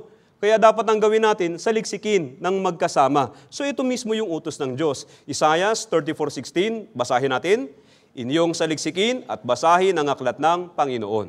Saliksikin, ibig sabihin, kailangan natin itong pag-aralan kasama ng mga unang natuto ng Biblia. Natutunan po namin yung Biblia, pati na yung pagkakaroon ng buhay na walang hanggan sa pamamagitan po ng Biblia. At yan po yung gusto namin i-share sa inyo. So sama-sama tayong mag-aaral ngayon ng Biblia. Okay po? Saliksikin at basahin. Para saan nga uli? Buhay na walang hanggan. Juan chapter 5 verse 39, sabi ni Jesus, sinasaliksik ninyo ang mga kasulatan sapagkat iniisip ninyo na sa mga iyon ay mayroon kayong buhay na walang hanggan. At iyon ang nagpapatotoo tungkol sa akin. Sa pag-aaral natin ng Biblia, ito yung goal natin, buhay na walang hanggan. Hindi magpapalit ng relihiyon, hindi dagdag kaalaman, okay po? Hindi magbabago ng buhay, hindi po buhay na walang hanggan. Yan po yung kaisa-isa nating goal ngayong Bible seminar na ito. Ang problema, yun, hindi na paglalaanan ng mga tao yung pag-aaral ng kasulatan. Anong ginawa ng mga tao? Naging aktibo, naging deboto ng hindi na pag-aaralan yung kasulatan. So ano sabi ni Jesus? Magkakamali din kayo kung ganyan yung gagawin po ninyo. Okay? So kailangan natin pag-aralan yung kasulatan, tapos yung kapangyarihan ng Diyos para hindi tayo magkamali. Pag pinag-usapan yung kapangyarihan ng Diyos, syempre, Genesis chapter 1 verse 1 kaagad tayo. Pinakaunang talata sa Biblia, ipinapakita po kaagad yung kapangyarihan ng Diyos. Basahin natin muna, 3, 2, 1. Nang pasimula, nilikha ng Diyos ang langit at ang lupa. Ibig sabihin, na kung wala yung Diyos, wala lahat. Wala rin po tayo. Ito po yung kapangyarihan ng Diyos. Sa Kanya nanggaling po yung lahat. Ang tanong lang ay, totoo ba talaga yan? Nilikha ba talaga ng Diyos yung langit at lupa? Diba tanong din ni Libyong Siol kanina, totoo ba talaga yung paglikha? So pag-aaralan natin, kung totoo yung paglikha, dapat may mga ebidensya. Example po, habang naglalakad ka, may napulot yung pitaka. Tapos maya-maya, may mga nakabuntot na sa iyo. Sabi ng mga lalaki sa likod mo, uy, ibigay mo sa akin yung pitaka, akin yan. 5 sila. Kanino may bibigay yung pitaka? Hindi niyo po alam yung gagawin. Kanino niyo po ibibigay yung pitaka na napulot ninyo? Kung 5 po yung naghahanap, 5 yung humihingi sa iyo. Sa may-ari, sino nga? Sino po may-ari? Paano niyo malalaman kung sino? Ano po?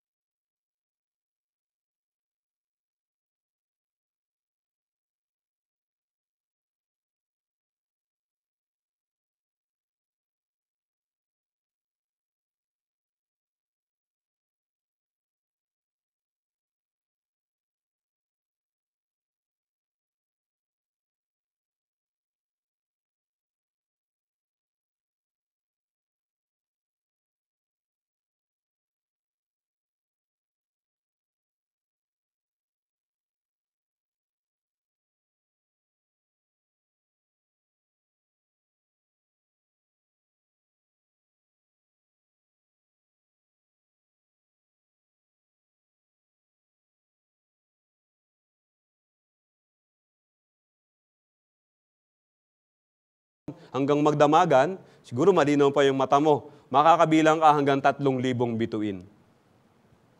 Uy, yun. Pero sa palagay nyo, ilan kaya yung bituin dyan? Sabi nung iba, billions, trillions. Actually, ang totoong bilang po ng mga bituin ay hindi pa natin alam. Alam niyo po kung bakit? Yung universe nag-expand. Nag-expand po yung universe. Ibig sabihin, hindi pa natin nakita yung dulo. Mismo yung mga astronomers, aminado sila na hindi pa natin nakita yung dulo ng universe. Kaya ano sabi nila? Hindi natin kayang bilangin yung bituin. Ngayon lang nila inamin. Samantalang nung unang panahon, may mga nagbilang niyan. Sige, Claudius Ptolemy, binilang niya yung mga bituin na yan. Binilang niya, naka 1,022 pieces siya. Si Galileo Galilei, gamit naman yung telescope, ba't nila binilang? Samantalang hindi naman yan mabibilang. Alam niyo po, sa Biblia, nakalagay na po yan. Sa Jeremias chapter 33, verse 22, babasahin ko, kung paanong ang lahat ng bituin sa langit ay hindi mabilang at ang mga buhangin sa dagat ay hindi masukat. Hindi mo mabibilang yung mga bituin sa langit. Matagal na pong nakalagay sa Biblia, 2,600 taon na po nakakalipas, nakalagay na po sa Biblia na hindi natin yan mabibilang. Pero may mga nagbilang pa rin kasi hindi po nila alam yung katotohanan. Pero yung nakasulat na yan sa Biblia, libu-libong taon na nakalipas, ngayong panahon natin ng modern science, kinikilala po yan ng mga astronomers na yan po'y totoo. Talagang hindi natin kayang bilangin yung mga bituin. Kaya mamaya pong gabi, mamayang madaling araw, pakiusap matulog po kayo. Baka ito po, Job chapter 26 verse 7, basahin natin. Iniuunat niya ang hilaga sa ibabaw ng walang laman. Yung hilagang kalawakan daw, kalangitan, yung hilagang bahagi ng kalangitan, may walang laman. So totoo lang, mahirap pong maunawaan ito. Yung Job na isulat 3,500 years ago. At yung sinasabi po niya na mahirap intindihin, lalo na nung unang panahon. Kasi naniniwala yung mga tao sa Big Bang, na merong pong singularity, parang isang heavenly body lang, tapos sumabog, bang! Malaking bang, kaya Big Bang. Ayun. Nung sumabog yun, kumalat yung mga bituin sa lahat ng panig ng universe. Kung tama yung Big Bang, di lahat ng panig ng universe may bituin. Pero sabi ng Biblia, hindi. Meron diyang isang bahagi sa parting hilaga na nireserve ng Diyos para walang mapuntang bituin maski na isa.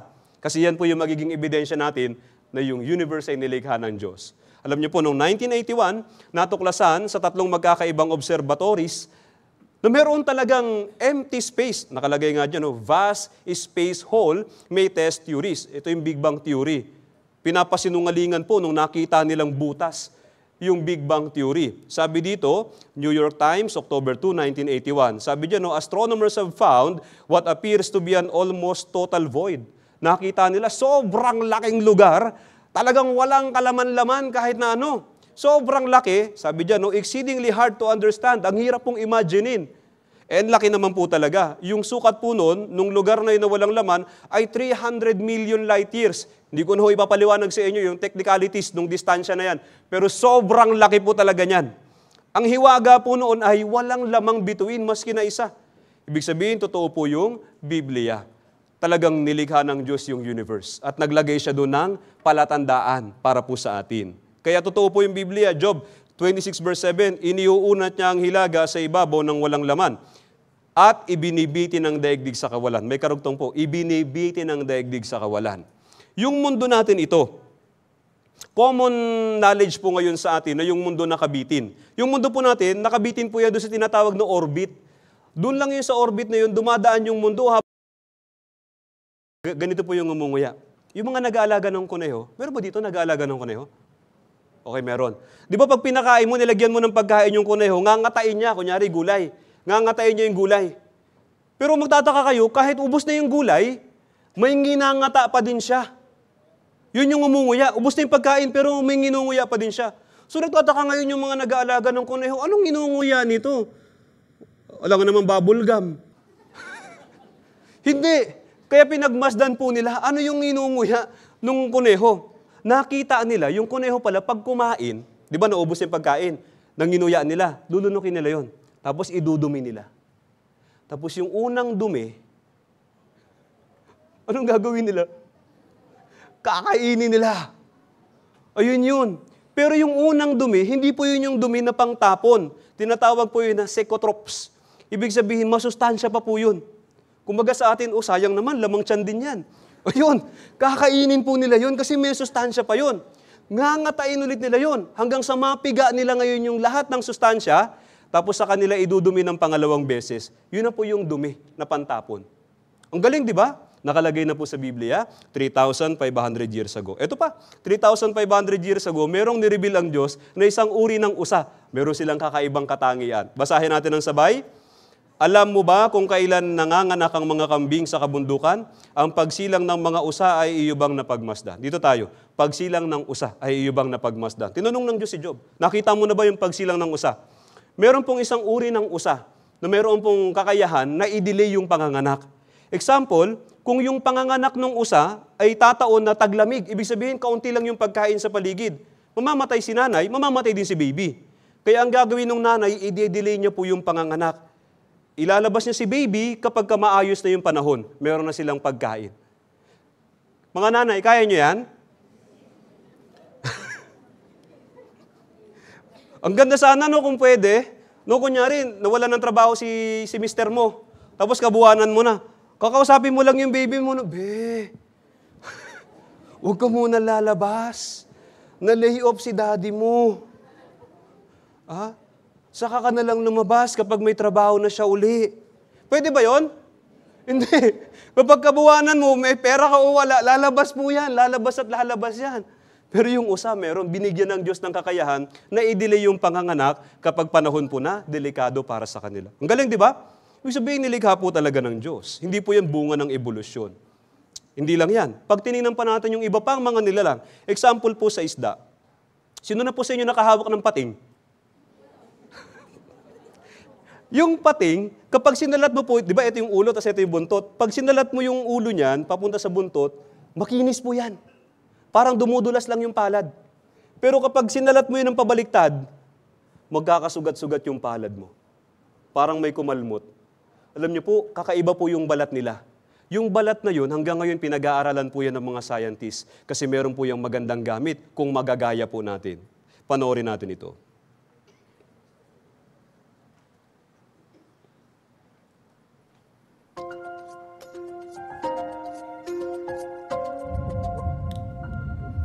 Kakaiba ang proteksyong na ibibigay sa pating ng balat nito. Kung hindi ganito ang disenyo ng balat nito, pamamahayan nito ng napakaraming maliliit na organismo. Napupuntahan naman ng mas malalaking parasite at kakapit na rin sa balat ng pating. Kapag nangyari yan, hihina ang pating at mahihirapan siyang lumangoy. Pero ang totoo, halos walang tumatagal na parasite sa balat ng pating. Paano nangyari yun? Ang balat ng pating ay may mga kaliskis na tinatawag na dermal denticles. Mukha silang maliliit na kaliskis ng isda, pero ang totoo, para silang mga ngipin ng mamal na nababalutan ng enamel. Dahil napakakinis nito, at may maliliit din itong uka, hindi makakakapit ang maliliit na organismo sa balat ng pating. Kung may makakapit man, nakakatulong ang mga uka sa kaliskis para mas mabilis na umagos ang tubig at matangay ang nakakapit na organismo. Kaya sa disenyong ito, napoprotektahan sa dalawang paraan ang pating mula sa mga parasite. Pero hindi lang yan. Dahil sa kakaibang hugis ng mga denticle, nagkakaroon ng suction sa buong katawan ng pating. Kaya nagagawa niyang mas mabilis na makalangoy. Dahil dito, ang mga pating gaya ng short fin mako ay nakakalangoy sa bilis na 74 na kilometro kada oras. Ginagaya ng mga siyentipiko ang disenyo ng balat ng pating para makagawa ng mga barko at eroplano na mas matipid sa gasolina. Magagamit din ang teknolohiyang ito sa mga ospital para maiwasan ang pagkalat ng mga mikrobyo nang hindi gumagamit ng nakakalasong mga disinfectant. Ano sa palagay mo? Ang balat ba ng pating ay resulta ng ebolusyon? O may nagdisenyo nito? So ang sagot, may nagdisenyo. Hindi ba? May nagdisenyo niyan. Kasi mayroong purpose po yung balat ng pating. Ito pang isang nakakamangha sa mga hayop, yung langgam. Yung langgam, abala sila. Lalo na ngayon, tag-araw, di ba? Abala po sila. Napansin po ninyo, pag nagkakabanggaan sila, humihinto ba yung trabaho nila? Hindi, di ba? Pero kapag sa atin, sa gitna ng kalsada, nagkaroon ng banggaan, hinto na yung trapiko. Kaya nga inoobserbahan din po ng mga eksperto yung behavior ng mga langgam. Gusto po nilang gayahin yung behavior ng langgam para makagawa tayo ng episyente na sistema ng trapiko. Tingnan po natin ito. Milyon-milyong langgam ang naglalakbay araw-araw mula sa kanilang mga bahay papunta sa pinagkukunan ng pagkain nang hindi nagsisiksikan. Paano? Sa tulong ng kanilang instinct, nakakapag-adjust ang mga sundalong langgam na palabas ng kanilang bahay para makadaan ng pabalik ng mga langgam na may dalang pagkain. Kapag naabutan ng mga leafcutter ant ang mababagal na langgam na may dalang pagkain, babagal din sila. Makakabuo sila ng isang grupo at gagalaw ng sama-sama. Sinabi ng mga mananaliksik na nakatulong ito para mas mabilis silang makarating sa destinasyon nila dahil may sinusunod silang daan at naiiwasan nilang mabangga ang mga langgam na papalabas. Nag-uusap din ang mga langgam gamit ang mga antena kaya naiiwasan nila kahit ang mga komplikadong problema sa trapiko. Sa kabilang banda, bilyon-bilyong oras kada taon ang nasasayang dahil sa trapiko. Umaasa ang mga siyentipiko na magagaya nila ang kakayahang ito ng langgam. Nagdidisenyo sila ng isang sistema sa trapiko na makakatulong para lumuwag ang daloy ng trapiko. Hanggang ngayon po hindi pa nila nagagaya. Kaya tinan po ninyo yung trapiko natin. Ang gulo. Hindi ba? Lalo na dito sa Parañaque. Ano po? Medyo matindi-tindi rin yung traffic dito. Kaya siguro na late yung iba. Dahil nung sinundo na traffic. Okay. So dito, yung mga hayop, ibon, halaman at isda, ano pong sinasabi? Nakalagay po sa baba. Basahin natin yung kulay pula. Sabay-sabay. Sinong hindi nakakaalam sa lahat ng mga ito na ang kamay ng Panginoon ang gumawa nito? Kamay po ng Panginoon ang gumawa nito. Yun po yung gustong sabihin sa atin ng mga nilalang na yan. Na may Diyos. Ang problema kasi sa atin, hindi na po natin pinag-iisipan ng mabuti. Kapag nakakita tayo ng hayop, hindi na po natin naiisip yung Diyos. Anong naiisip natin? Example po, anong masarap sa baka? Bulalo, ano pa? Kaldereta, ano pa? Kita nyo, pagkain kaagad naisip ninyo. Di nyo naisip na masarap alagaan, padamihin, kausapin. Kakainin nyo kaagad, hindi ba? Anong masarap po sa manok? Yung native. O kita ninyo, kahit alam nyo na dapat yung isagot ninyo, tinola pa rin yung lumabas sa bibig, di ba? Anong dapat yung isagot? Alagaan, kausapin, pagmasdahan, hanapin yung Diyos, di ba? Pero lumabas talaga sa bibig natin, pagkain talaga eh. Okay, alam nyo na yung dapat yung isagot, di ba? Ito, tanong, anong masarap sa bangus? O kita ninyo, kakainin nyo na naman. Yan yung problema po sa atin. Sa sobra na tayong bulag, kakahanap ng pagkain, hindi na po natin makita yung Diyos dun sa mga nilalang niya. Magbula ngayon, tingnan po natin yung Diyos sa lahat ng mga bagay na nilalang ng Diyos. Okay po? Nilikha ng Diyos yung mga yan, hindi lang para kainin po natin. Nilikha ng Diyos yung mga yan para patunayan sa ating may Diyos, para makilala po natin yung Diyos. Pinakahuli sa mga nilikha ng Diyos, noong ika-6 na araw ng paglikha, nilikha niyo yung pinakamahalaga sa lahat. Tayo po yung tao. Sabi dito sa Genesis chapter 2 verse 7, basahin natin ng sabay, at nilalang ng Panginoong Diyos ang tao mula sa alabok ng lupa, at hiningahan ng mga butas ng kanyang ilong ng hininga ng buhay, at ang tao ay naging buhay na kaluluwa. So tayo pala, yung ating katawan ay galing sa lupa, mula sa alabok ng lupa. Yung katawan ng mga halaman at saka ng mga hayop, galing din po yan sa lupa. So same din sa atin. Tayong mga tao, itong katawan natin ay galing sa lupa. Kaya ang tawag po dito, katawang lupa. Okay? Kaya kapag namatay tayo, saan tayo pupunta? Saan tayo babalik? Babalik po tayo sa lupa. Kaya pinag-aralan, kung yung mga elemento ba, kung totoo yung Biblia, dapat yung mga elementong bumubuo sa katawan natin at yung mga elemento ng lupa ay dapat pareho. At yun din po yung na-discover nila. Pareho po yung mga elemento ng lupa at ng katawan natin. Naririyan po yung ilan sa halimbawa. Yung mga elemento po na ito, pag nagkulang ka dyan, magkakasakit ka. Naririyan yung calcium, iron, fluorine, magnesium, zinc, sa taas, chlorine, sodium, sulfur, potassium, phosphorus. Pag nagkulang ka sa mga yan, magkakasakit ka, pwede ka mamatay. Example po, yung iron. Kapag nagkulang ka sa iron, anong mangyayari sa iyo? Magiging kang anemic, madali kang mapagod. Malala-lala, magiging leukemia. Pwede mong ikamatay. Hindi ba? Iron deficient ka. Delikado po yun. Ito, yung calcium. Pag kulang ka sa calcium, lulutong naman yung buto mo. Tapos kapag nagkulang ka naman sa, ito meron ditong sodium. Yung sodium, alam niyo ba kung ano mangyayari kapag nagkulang ka ng sodium? Para ka na stroke, magiging lantang gulay ka. Kasi yung sodium, bahagi po ito ng electrolytes ng dugo natin. Yan yung nagdadala ng signal mula sa utak, papunta sa iba't ibang bahagi ng katawan natin. Pag kulang ka ng sodium, short ka ng sodium, yung signal galing sa utak, hindi makakarating sa mga bahagi ng katawan mo. Tama lang napipintig yung puso mo, tapos hihinga yung baga mo, pero ibang parte ng katawan mo, yung katawan mo, hindi mo yun may gagalaw. Para ka talagang na-stroke. Pero yun pala, nagkulang ka lang ng sodium. So yung mga taong nagkaganyan ng sodium imbalance, kulang ng sodium, sodium deficient, merong sodium tablet na iniinom nila. Sobrang alat po nun, napakaalat po nun. Pero kapag ininom yon, biglang nababalansi po yung sodium, nagkakamalay po sila. So ito yung mga, totoo talaga. Na yung katawan natin galing sa lupa. Kaya pag nagkulang tayo ng mga elemento ng lupa, pwede po natin yan ikamatay. Kaya sabi po dito, awit 103 verse 14, basahin natin. Sapagkat ang ating kalagayan ay kanyang nalalaman, naaalala niya na tayo'y alabok. O, tayo alabok, yung katawan natin ay alabok. Kapag namatay, sabi sa Genesis chapter 3 verse 19, ikaw ay alabok at sa alabok ka babalik. Okay. Totoo hindi? Yung Biblia, totoo hindi? O ba totoo po yung Biblia? Kasi yung Diyos ang talagang lumikha sa atin. Totoong nilikha tayo ng Diyos. Kaya alam ng Diyos kung ano yung bumubuo po sa atin. Pero hindi lang tayo katawang lupa. Dahil sabi po ng Biblia, nung nilikha yung tao, bukod sa katawang lupa, may karugtong, may at. Hindi po piniryudan ng Diyos may at.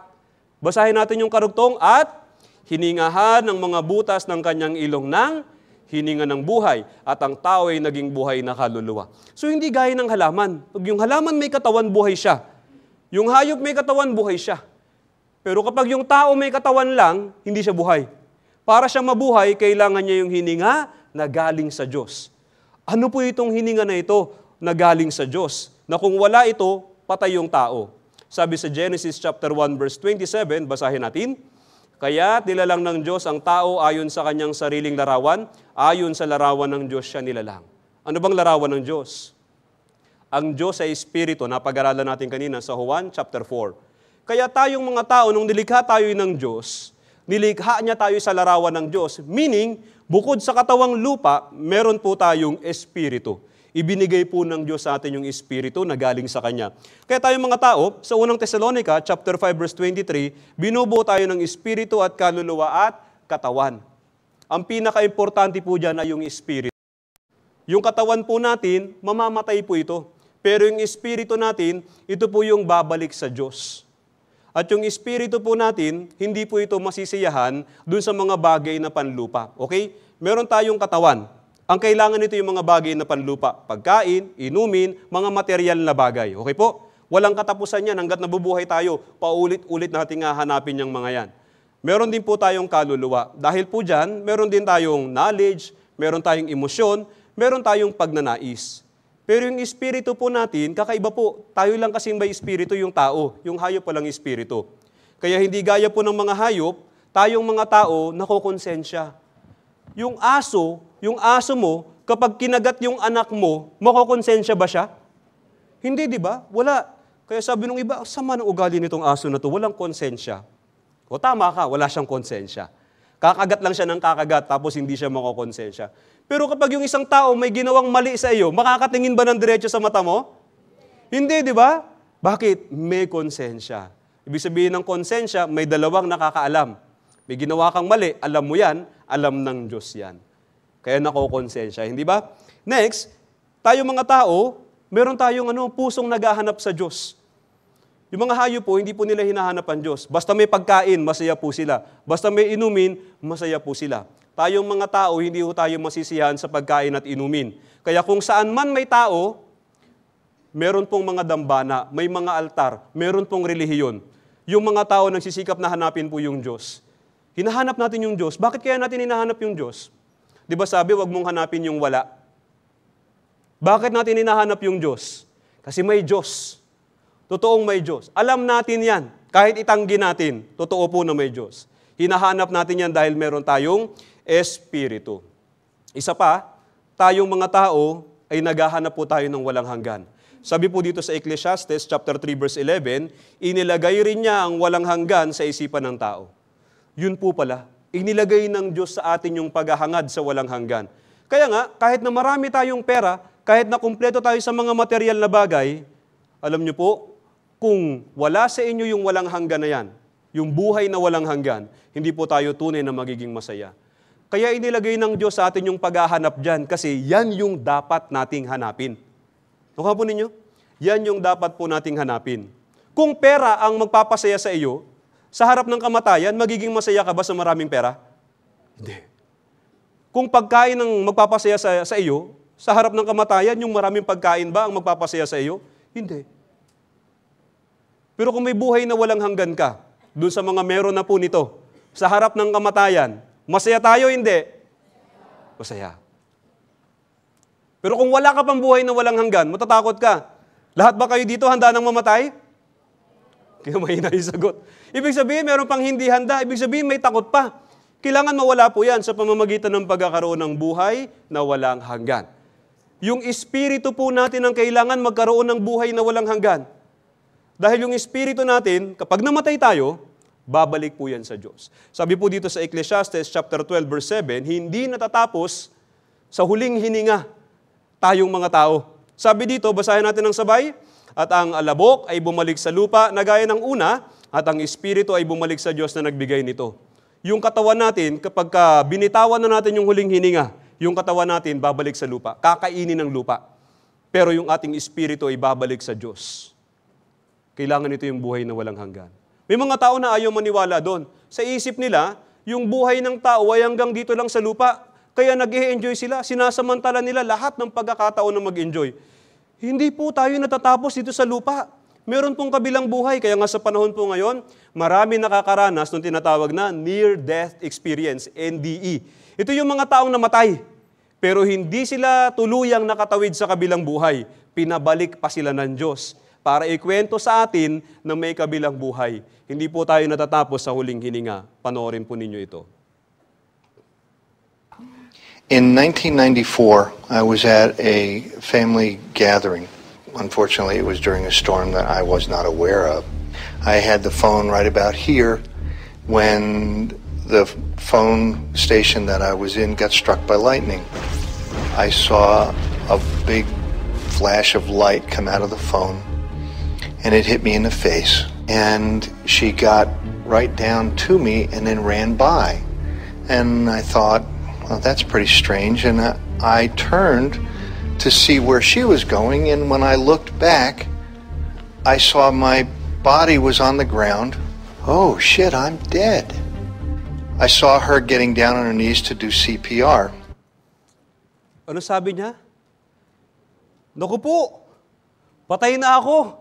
Namatay siya, talagang namatay siya. Pero ba't nandiyan pa siya? Ba't nandyan siya? Patay siya o buhay? So okay, nakabalik pa po siya. Pero namatay talaga siya. Nung namatay siya, nakita niya yung patay na katawan. Yung espiritu niya humiwalay sa katawan niya.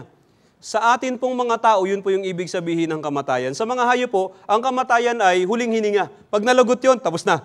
Pero sa ating mga tao, ang kamatayan po ito, yung paghiwalay ng espiritu mula sa ating katawan. Pag humiwalay po yan, mamamatay yung katawan po natin. Tapos yung espiritu na yun, makikita yung katawan. Kuha niyo po? Tapos yung espiritu na yun, okay, siya, pinabalik pa siya ng Diyos. Ang purpose po niya na ikwento sa atin na may kabilang buhay. Okay po? Pero yung iba, hindi po nakabalik. Natuluyan po sila. Bumalik po sila sa Diyos kung saan sila nanggaling. At hinatulan po sila ng Diyos kung wala silang buhay na walang hanggan. Kung may buhay na walang hanggan, diretso po sa langit. Ganun lang naman po yun.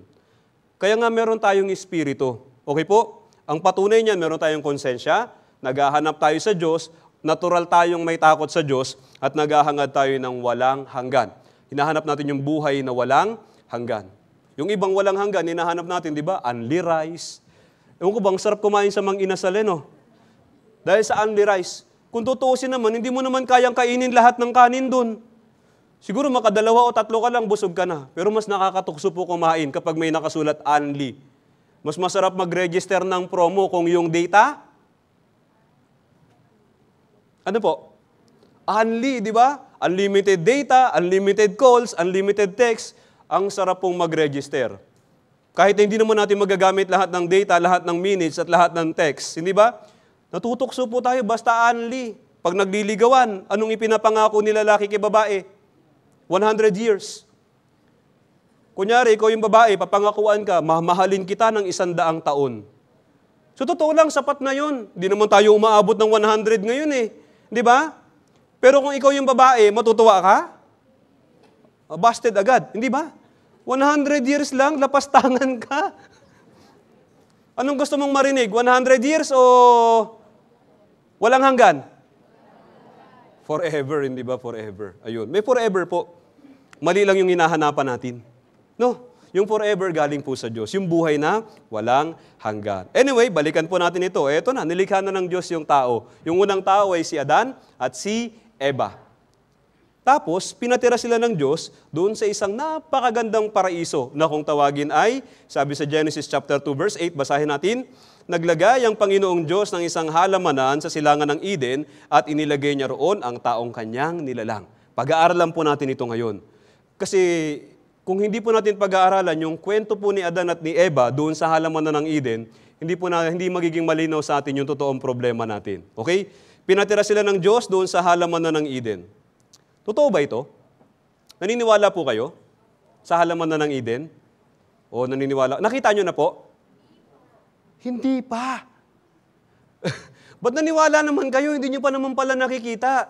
Dapat may ebidensya. Ano po? Dito, pag-aralan natin yung kwento, doon sa Genesis chapter 2, verse 16 hanggang 17, nung pinatira ng Diyos, si Adan at Eva doon sa halamanan ng Eden, meron siyang simpleng utos. Basahin natin ng sabay, 3-1. At iniutos ng Panginoong Diyos sa lalaki na sinabi, malaya kang makakakain mula sa lahat ng punong kahoy sa halamanan, subalit mula sa punong kahoy ng pagkakilala ng mabuti at masama ay huwag kang kakain, sapagkat sa araw na ikaw ay kumain niyon ay tiyak na mamamatay ka. So doon sa halamanan ng Eden, pwede pala nilang kainin lahat ng uri ng bunga. Okay? Kapag yung punong kahoy na mamunga, pwede silang kumain. Example, nakakita sila ng papaya na hinog, pwedeng kainin o hindi? Mangga. Pwede. Bayabas. Ubas. Yung mansanas. Ha? Ha? Yung mansanas? Pwede.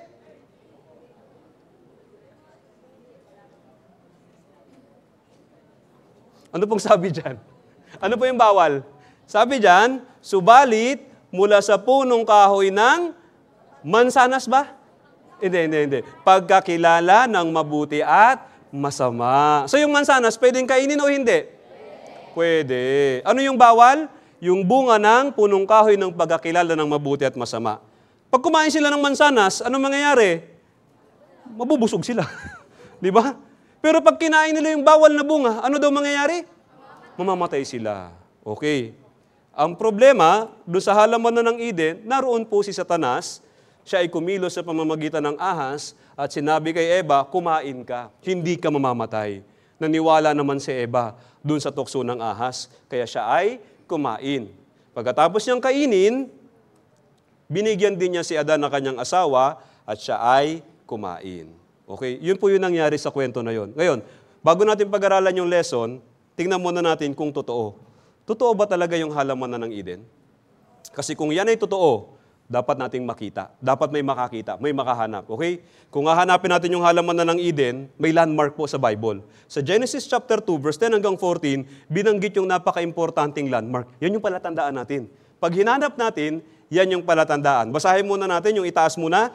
May isang ilog na lumabas mula sa Eden upang diligin ng halamanan. At mula rooy nahati at naging 4 na ilog. Anong pangalan ng una? Pishon, pangalawa, Gihon, pangatlo, pang-4, Euphrates. So kailangan nating hanapin sa mundo, kailangan nating hanapin sa mapa, yung isang ilog, tapos nahati at naging 4. Yung pangalan ng 4, Pishon, Gihon, Tigris at Euphrates. Ngayon kung i-scan natin yung mapa ng mundo, dito po tayo mapupunta. Sa Middle East, sa bandang Iraq. Sa lugar po na yan, hanggang ngayon dumadaloy pa yung Tigris, pati na po yung Euphrates. Ibig sabihin, kung tama yung Biblia, naririyan lang po sa lugar na yan, yung halamanan ng Eden. Ang problema, nawawala yung 2 ilog. So hinanap ngayon ng mga tao, kasi dapat talaga totoo yung Biblia, kaya kinakailangan matagpuan yung 2 ilog. May mga nakakita po, may nakahanap na ng 2 ilog, ngayon pong panahon natin. Panoorin natin ito. The very text of the Bible actually provides some tantalizing clues about Eden's possible location. Genesis 2-3, the famous story, has some verses in verses 10 to 14, where a river is said to come out of the Garden of Eden, and it becomes 4 headwaters. And the rivers in question are Tigris and Euphrates, and we all know where they are. They're the major rivers of Mesopotamia and the modern Iraq. The other 2 rivers are called the Pishon and the Gihon. Unlike the Tigris and the Euphrates, which still flow today, no one knew where these other 2 rivers once ran, or if they ever really existed. Locating these 2 rivers and where they joined with the Tigris and Euphrates to form the famous 4 headwaters was the key to unlocking the mystery of Eden's position. Find the rivers, and Zarins would find Eden.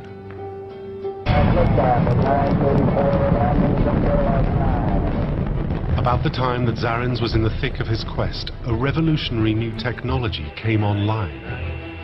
Satellite imagery. NASA had recently launched Landsat, a satellite designed to photograph the planet in its entirety for the first time. Today, this kind of imagery is commonplace, but in the 1980s, it was revolutionary. A careful study of the images revealed a shocking revelation. A river, or more specifically, a dry channel snaking through eastern Saudi Arabia. It clearly marked where a river would once have flowed. Now, as well as the Tigris and the Euphrates, he had found a 3rd river, the Pishon. The river originates in northwest Saudi Arabia. It's called the Arima, and it has multiple branches, and it comes down, comes around a little bit, then it starts swinging north, and now the Arabs call it the Wadi Button, belly button river. And it comes around and it makes a huge delta by Kuwait. Then they said, oh, the Gihon, it comes out of the land of Kush. And they go, well, now, he was explaining to you that Kush is another word for Iran. See? You have to know that. As it happens, there is a major river that still flows out of the Zagros Mountains, the land of Kush. Today, it is called the Karun. The Karun River, which comes out of Iran, is still there, still carries water, comes out of the Zagros. Until it was dammed in the 1970s, it too connected with the Tigris and the Euphrates, at the exact place where the newly discovered Pishon also joins. These rivers form the so-called 4 headwaters that flowed southward to form one great river. Zarins believed this was the location of the Garden of Eden. Kaya natagpuan na po yung Pishon at saka yung Gihon. Kaya totoo talaga yung halaman na ng Eden. Ito yung mga ebidensya natin. Oh. Meron tayo dyan Tigris at yung Euphrates at nakakita na rin po yung Pishon at yung Gihon. Naririto po yung lokasyon ng halaman na ng Eden. Pero baka naman, bukas wala ka dito. Yung pala nagpunta ka dyan sa may bandang Iraq, hinahanap mo ngayon yung paraiso ng Garden of Eden. Mabibigo ka, hindi mo makikita yung paraiso doon. Alam niyo po kung bakit? Sabi dito sa Ezekiel chapter 31, verse 16 hanggang 18, basahin natin ng sabay, aking yayanigin ang mga bansa sa ugong ng kanyang pagkabuwal. Aking iahagi siya sa Sheol na kasama ng nagsibaba sa hukay, at ang lahat ng punong kahoy sa Eden, ang pili at pinakamahusay ng Lebanon, lahat ng nagsisiinom ng tubig ay maaaliw sa pinakamalalim na bahagi ng lupa. Ayun po yung nangyari. Kaya kahit bukas puntahan mo doon sa Iraq, hindi mo makikita yung paraiso. Kasi ang nangyari pala, ibinaon pala ng Diyos sa ilalim, pinakamalalim na bahagi ng lupa, yung halaman na ng Eden, nung magkasala sina Adan at Eva. Kaya anong mangyayari? Kapag yung napakaraming mga puno, mga halaman at mga hayop, ay biglang ibinaon ng Diyos sa pinakamalalim na bahagi ng lupa. Nakita na natin kanina, di ba? Sa ilalim ng lupa may apoy. Tapos magbula naman doon sa itaas, iniipit naman sila, may pressure din naman po yan mula doon sa itaas. Yang mga nilalang po na yan, sa halip na mabulok o maagnas, sila po ay magiging fossil fuel. Kaya nga doon sa Middle East, ito pong parte na ito ng Middle East, yan po yung tinatawag na Persian Gulf. Mahigit 70% ng lahat ng produktong petrolyo sa buong mundo, dyan po natin kinukuha. Yun po yung nanggaling dun sa mga halaman at mga hayop ng halaman na ng Eden na ibinaon ng Diyos sa ilalim ng lupa. Yan po yung dagdag na ebidensya. Yung halaman na ng Eden, totoo o hindi? Totoo. Kasi yan ay salita ng Diyos. Ngayon, Anong lesson ang mapupulot natin dun sa kwento ng halamanan ng Eden? Diyan natin makikita yung tungkol sa kasalanan at kabayaran ng kasalanan. Malinaw po yung utos ng Diyos. Sabi ng Diyos, huwag mong kakainin, sapagkat sa araw na ikaw ay kumain niyon, ay tiyak na mamamatay ka. Yung kumain, yun po yung kasalanan, yung pagsuway sa salita ng Diyos. At bawat pagsuway, meron po yung kabayaran. Ano po yung kabayaran? Tiyak na mamamatay ka. Ang tanong lang, namatay ba sila? Di ba kinain nila yung bawal na bunga? Namatay ba sila nung araw na yon? Hindi. O paano nangyari? Sabi ng Diyos, sa araw na ikaw ay kumain yun, tiyak mamamatay ka. Pero hindi sila namatay nung araw na yon. So dapat nating linawin po ito. Pag pinag-usapan yung kamatayan, ang alam natin, kamatayan ng katawan. Pero ang tinutukoy po ng Diyos nung time na ito ay hindi po kamatayan ng katawan. Ang Diyos ay Espiritu. Nung nilikha ng Diyos si Adan at Eva, ibinigay ng Diyos sa kanila yung Espiritu na galing sa Diyos.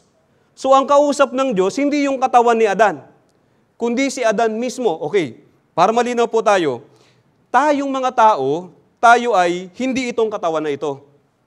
Ito ay katawan ko. Sino ako?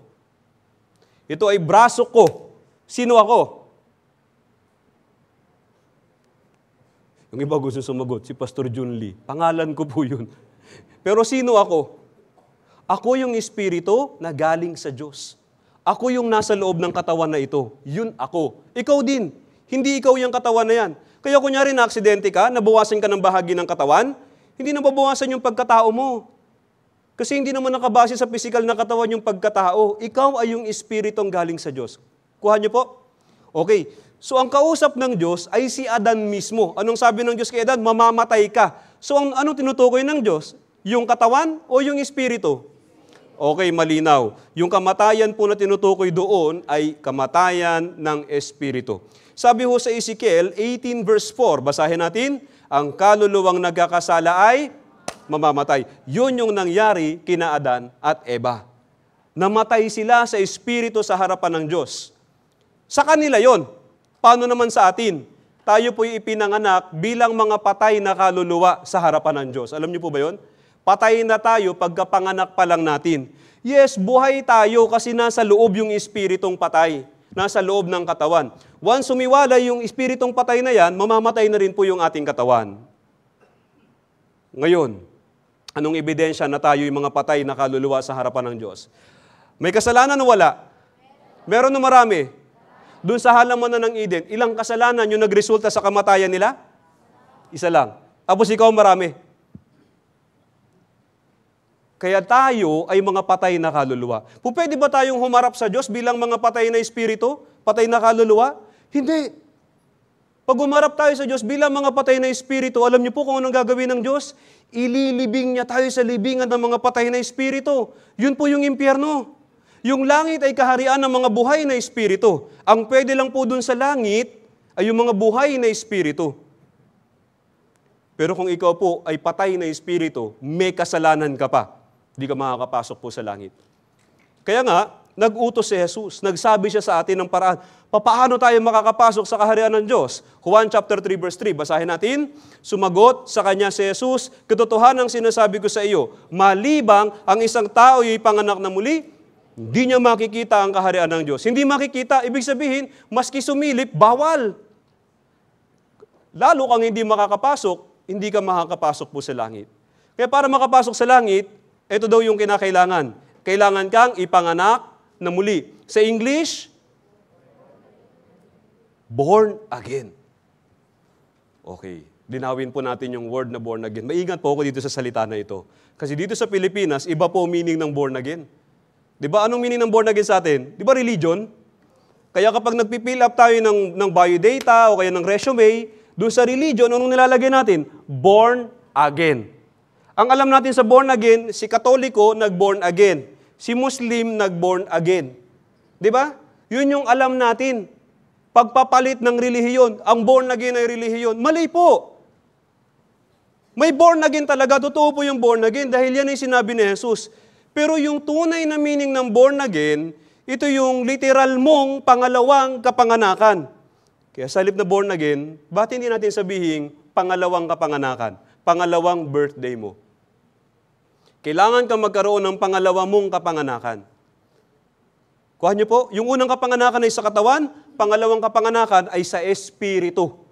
Kailangan maipanganak yung espiritu mo.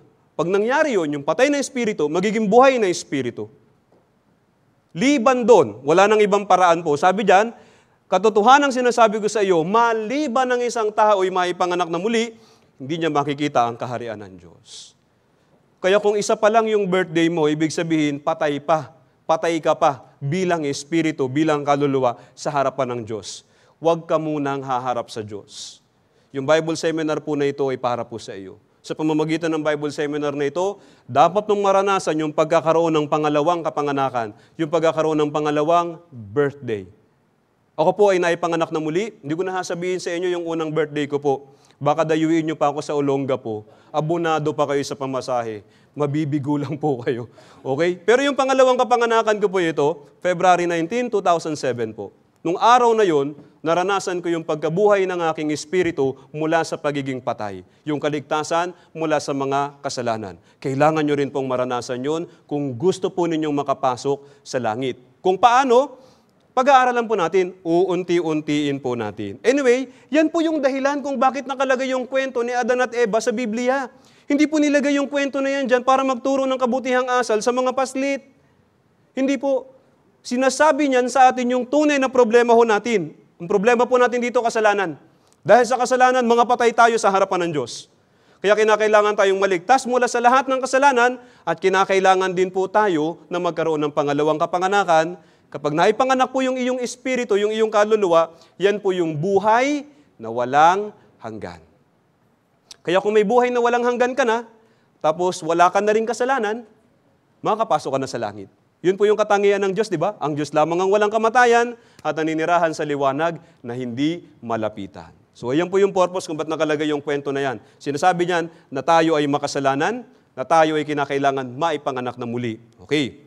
So, hindi po religion yung born again, ha? Malinaw na po. Yung born again ay ikaw kung naranasan mo yung pangalawang kapanganakan. Anyway, eto na. Dahil sa kasalanan nila, balikan natin yung kwento, pinalayas na po sila ng Diyos. Kasi nga, yung halaman na ng Eden, ibabaon ng Diyos sa ilalim ng lupa, hindi ba? So bago gawin ng Diyos yun, pinalayas po sila. Basahin natin ng sabay-sabay.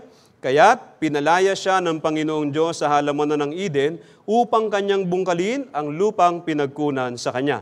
At dito na nagsimula yung may hirap na buhay ng tao. Dati namimitas lang sila, makakakain na po sila. Pero magmula ng magkasala po si Adan at Eva, kailangan ng magpagod ng tao. Kaya tingnan niyo po yung buhay natin ngayon. Magmula pagkabata, nagpapagod tayo. Hindi ba?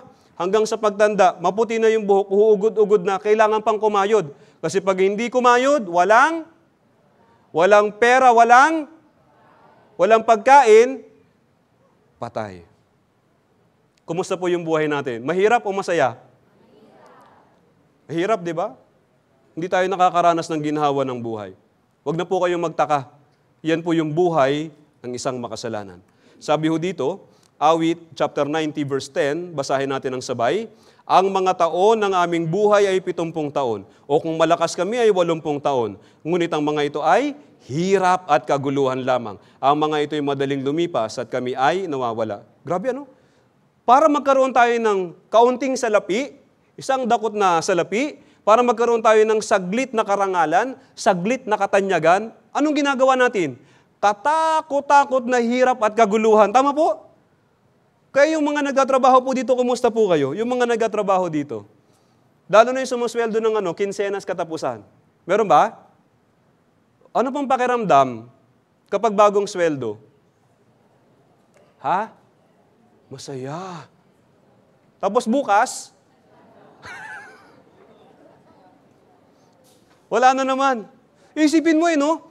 Bakit ganun yung pera? Nung ini-imagine mo pa lang yung pera parang ang amo-amo. No? Parang ang bait-bait nung salapi. Pag kinukwenta mo pa lang, pag ini-imagine mo pa lang. Pero once na matanggap mo yung sweldo mo, yung pinagpaguran mo ng 15 araw, sa loob ng isang araw, tutubuan ng pakpak po lahat-lahat yan. Di ba? Pakpak ni Meralco. Tubig. Upa ng bahay. PLDT. Home credit. Gastos ng mga bata. Na nagliparan na lahat ang tinubuan ng pakpak. Ano na lang yung matitira? Ito po yung matitira. Tingnan niyo po ito. Basahin natin itong awit, 90 verse 9. Sapagkat sa ilalim ng iyong puot lahat ng aming araw ay lumilipas na gaya ng buntong hininga. Ang aming mga taon ay nagwawakas. Saan po tayo nagtatapos? Araw-araw nagtatapos tayo saan? Buntong hininga. Kaya isang araw ka lang masaya, minsan wala pa. Di ba? Ang saklap ng disenyo ng pera natin ngayon, yung 1,000, parang insulto na rin no? Ano po yung nilagay doon na hayop? Agila. May pakpak na. Ang laki pa ng pakpak nun. Kaya ngayon yung 1,000 pag nabaryahan, ubos Di ba? Saglit lang yung buhay ng 1,000 ngayon. Pag nagliparan na lahat, wala ka ng pera, buntong hininga. Iisipin mo, ay naku, ano ba naman buhay ito? Bukas pasok na naman ako. 15 araw na naman akong puro hirap at kaguluhan. Tapos 1 araw lang yung pera, wala na naman. Di ba parang nakakasawa din pagka ganun? Kaya yung iba, alam niyo po, nagpapakamatay na lang sila. Yun na lang yung paraan nila para makatakas dun sa malupit na siklo ng hirap at gulo, walang katapusang hirap at gulo. Hindi na makatakas yung tao. Alam niyo po kung bakit ganun? Kasi yun yung hinahanap ng tao hindi naman yun yung dapat nating hanapin. Ang dapat nating hanapin ay buhay na walang hanggan. Binubuhay tayo ng Diyos, hindi para maghanap buhay. Binubuhay tayo ng Diyos para hanapin yung buhay na walang hanggan. Yung hanap buhay, yan ay instrumento lang para tayo mabuhay sa mundo. Hindi po yan yung purpose ng ating buhay sa mundo. Kung yan ang purpose ng buhay mo sa mundo, malungkot ka, kawawa ka talaga. Miserable po yan. Ngayon, yung mga nanay, ano pong trabaho ng mga nanay? Wala. May trabaho yung mga nanay. Di ba? Buong araw nag-aasikaso sa bahay, naglilinis ng bahay, pasaway pa yung mga anak, uuwi yung mister mo, lasing pa. Minsan gusto mo nang sakalin. Hindi mo man magawa dahil mahal mo yung mga anak mo, hindi ba? So anong gagawin mo? Matutulog ka, katabi yung gusto mo nang sakalin. Gigil na gigil ka. Hindi mo naman magawa. So anong gagawin mo? O di buntong hininga. Di ba? Tapos sasabihin mo, bukas gigising na naman ako, kasama itong tao na to. May mga nakaka-relate. Ano? Tapos ang tanong ninyo hanggang kailan? Kaya yung iba lumalayas. Pero hindi po ganun yung tamang solusyon. Okay? Yung mga kabataan, mga anak, kumusta po kayo mga anak? Pag nagsabay-sabay ng exam, the project, di ba? Yung recitation, pag nagsabay-sabay na yung mga yan, hindi ba napapabuntong hininga na lang kayo? Madaling araw na kayo matutulog. Pagkatapos iisipin ninyo, hanggang kailan to? Hanggang kailan to? Grade 7 pa lang ako. Grade 7 ka pa lang. Meron ka pang grade 8, 9, 10, 11, 12, first year college, second, third, fourth. Kung engineering, 5 taon pa yan. Hindi ba? Kukwentahin mo yun tapos masisiraan ka na ng loob. Kaya may mga kabataan po ngayon, tumatakas po sila sa buhay, nagpapakamatay po sila. Mali. Hindi natin dapat gawin yun. Ang dapat po, hanapin natin yung tunay na purpose ng buhay. Tayo po'y ipinanganak at binubuhay po tayo ng Diyos para hanapin yung buhay na walang hanggan. Kung yung purpose ng buhay natin ay yun lang ng yun, yung mga pansamantalang bagay lang, miserable po tayo. Anong darating dyan? Hirap at kaguluhan. Pagkatapos, madaling lumipas at kami ay nawawala. Buntong hininga, huling hininga. Mamamatay ka. Baka meron po sa inyo dito na hindi babalik bukas. Kasi bukas maghahanap siya ng solusyon sa mga problema niya sa buhay. Yes, hindi ka namin pipilitin. Bahala ka. Pero baka ikaw na ito. Tingnan niyo po ito. Paano kung ganito mangyari sa iyo? Tingnan mo siya. Naglalakad siya. Maliwalas yung paligid. Siguro meron siyang pera. Tapos namatay siya. Alam ba niya na huling araw niya yon? Alam ba niya na mamamatay siya dyan? Hindi. Dapat po nating isipin lagi na paano kung huling araw ko na? Paano kung huling linggo ko na? Naniniwala po ako na kung gusto mong maligtas, kahit ngayong week na ito nakatakda kang kunin ng Diyos, kung talagang gusto mong maligtas, maaaring pagbigyan ka pa ng Diyos. Pero kung hindi na, kung talagang babaliwalain mo lang yung pag-ibig ng Diyos sa iyo, maaaring kunin ka na ng Diyos sa takdang panahon. Ba't pa niya pahabain kung hindi ka rin naman pala maghahanap ng kaligtasan? Kaya pakiusap, kung bukas po ay marami kayong mga appointment, meron kayong pagkakakitaan, isang tabi nyo na po muna. Sakali mang magtagumpay po tayo at kumita po tayo, ano naman yan sa araw ng kamatayan? Sabi sa awit 49 verse 10, oo, makikita niya na maging ang mga pantas ay namamatay at ang mga mangmang at ang hangal ay parehong dapat mamatay at ang kanilang kayamanan sa iba'y iiwan. Anong ibig sabihin? Yung kung ano man yung kitain mo dyan, hindi mo madadala yan sa kabilang buhay pag kinuha ka ng Diyos. Hindi po natin kailangan ng maraming bagay sa kabilang buhay. Ang kailangan natin, buhay na walang hanggan. Anumang bagay na meron sa lupa, hindi po natin ito maitatawid sa kabilang buhay. Maski itong katawan po natin, isasauli po natin ito sa lupa kapag pumunta na po tayo sa kabilang buhay. Wala tayong kapangyarihan sa lahat ng bagay na galing sa lupa. Wala po tayong kapangyarihan dyan.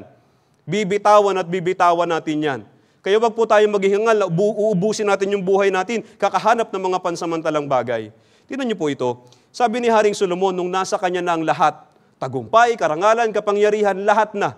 Anong sabi niya? Ecclesiastes 5:15, basahin natin. Kung paanong siya'y lumabas sa sinapupunan ng kanyang ina, gayon siya muling aalis, hubad siyang dumating, wala siyang anumang madadala sa kanyang pagpapagod na kanyang madadala sa kanyang mga kamay. Wala kang madadala na anumang bagay na galing sa lupa. Ang problema ay ito, hindi naman tayo pwedeng humarap sa Diyos na walang dala. Kasi inutusan tayo ng Diyos. Tama po? Ang utos ng Diyos, hanapin natin yung buhay na walang hanggan.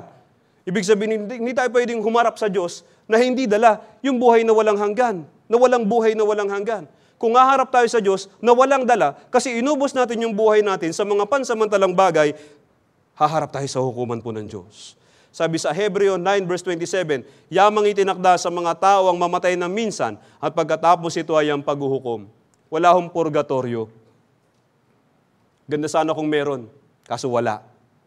Kapag yung isang tao namatay, diretso po tayo sa hukuman ng Diyos.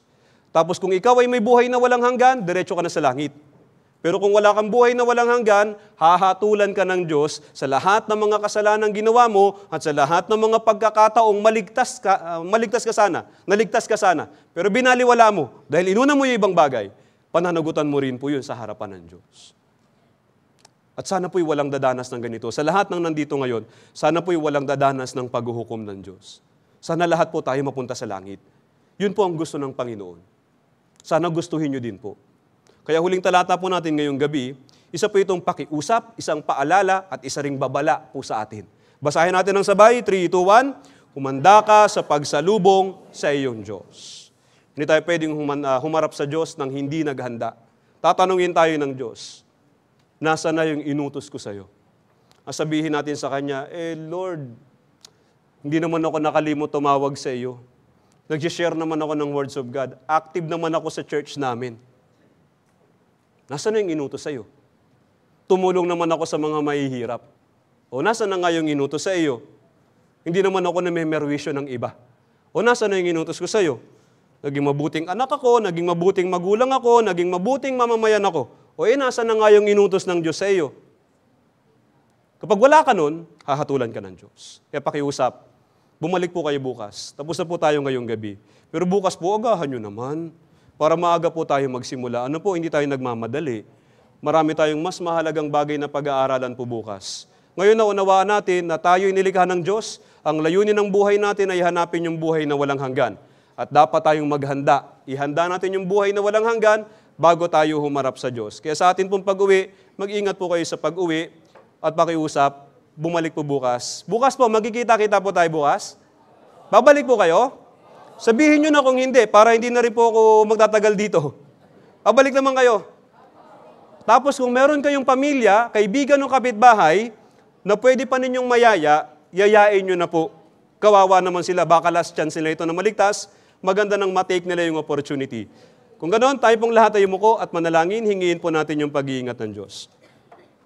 Diyos ang manaming banal na nasa langit, salamat po sa gabi na ito. Natapos po yung unang session, ito pong mahalagang Bible seminar na ito, namin pong idinadaos. Maaari amang Diyos sa pagkakataon po na ito ay huling pagkakataon na para sa ilan sa mga naririto. Kaya aming dalangin amang Diyos na pakiusap, ingatan po ninyo lahat ng mga naririto, nakikinig ng iyo pong salita, na matapos po nila hanggang sa huling session. Kung magkaroon man amang Diyos ng mga aberya, mga tukso o mga hadlang, pakiusap amang Diyos, alalayan niyo po sila at tulungan po ninyo sila na malampasan ang lahat ng hadlang at makapanumbalik po dito bukas sa pakikinig po namin ng ikalawang session. Sa aming pag-uwi, ingatan nyo rin po kami dakilang Diyos. Umaasa po kami sa aming pagbiyahe ay mangyayari po ito sa ilalim ng iyo pong makapangyarihang mga kamay. At bukas po amang Diyos, magkikita-kita kaming muli para sa ikalawang session. Sa inyo po kami nagtitiwala. Dalangin namin ito sa pangalan ng Panginoong Jesus. Amen.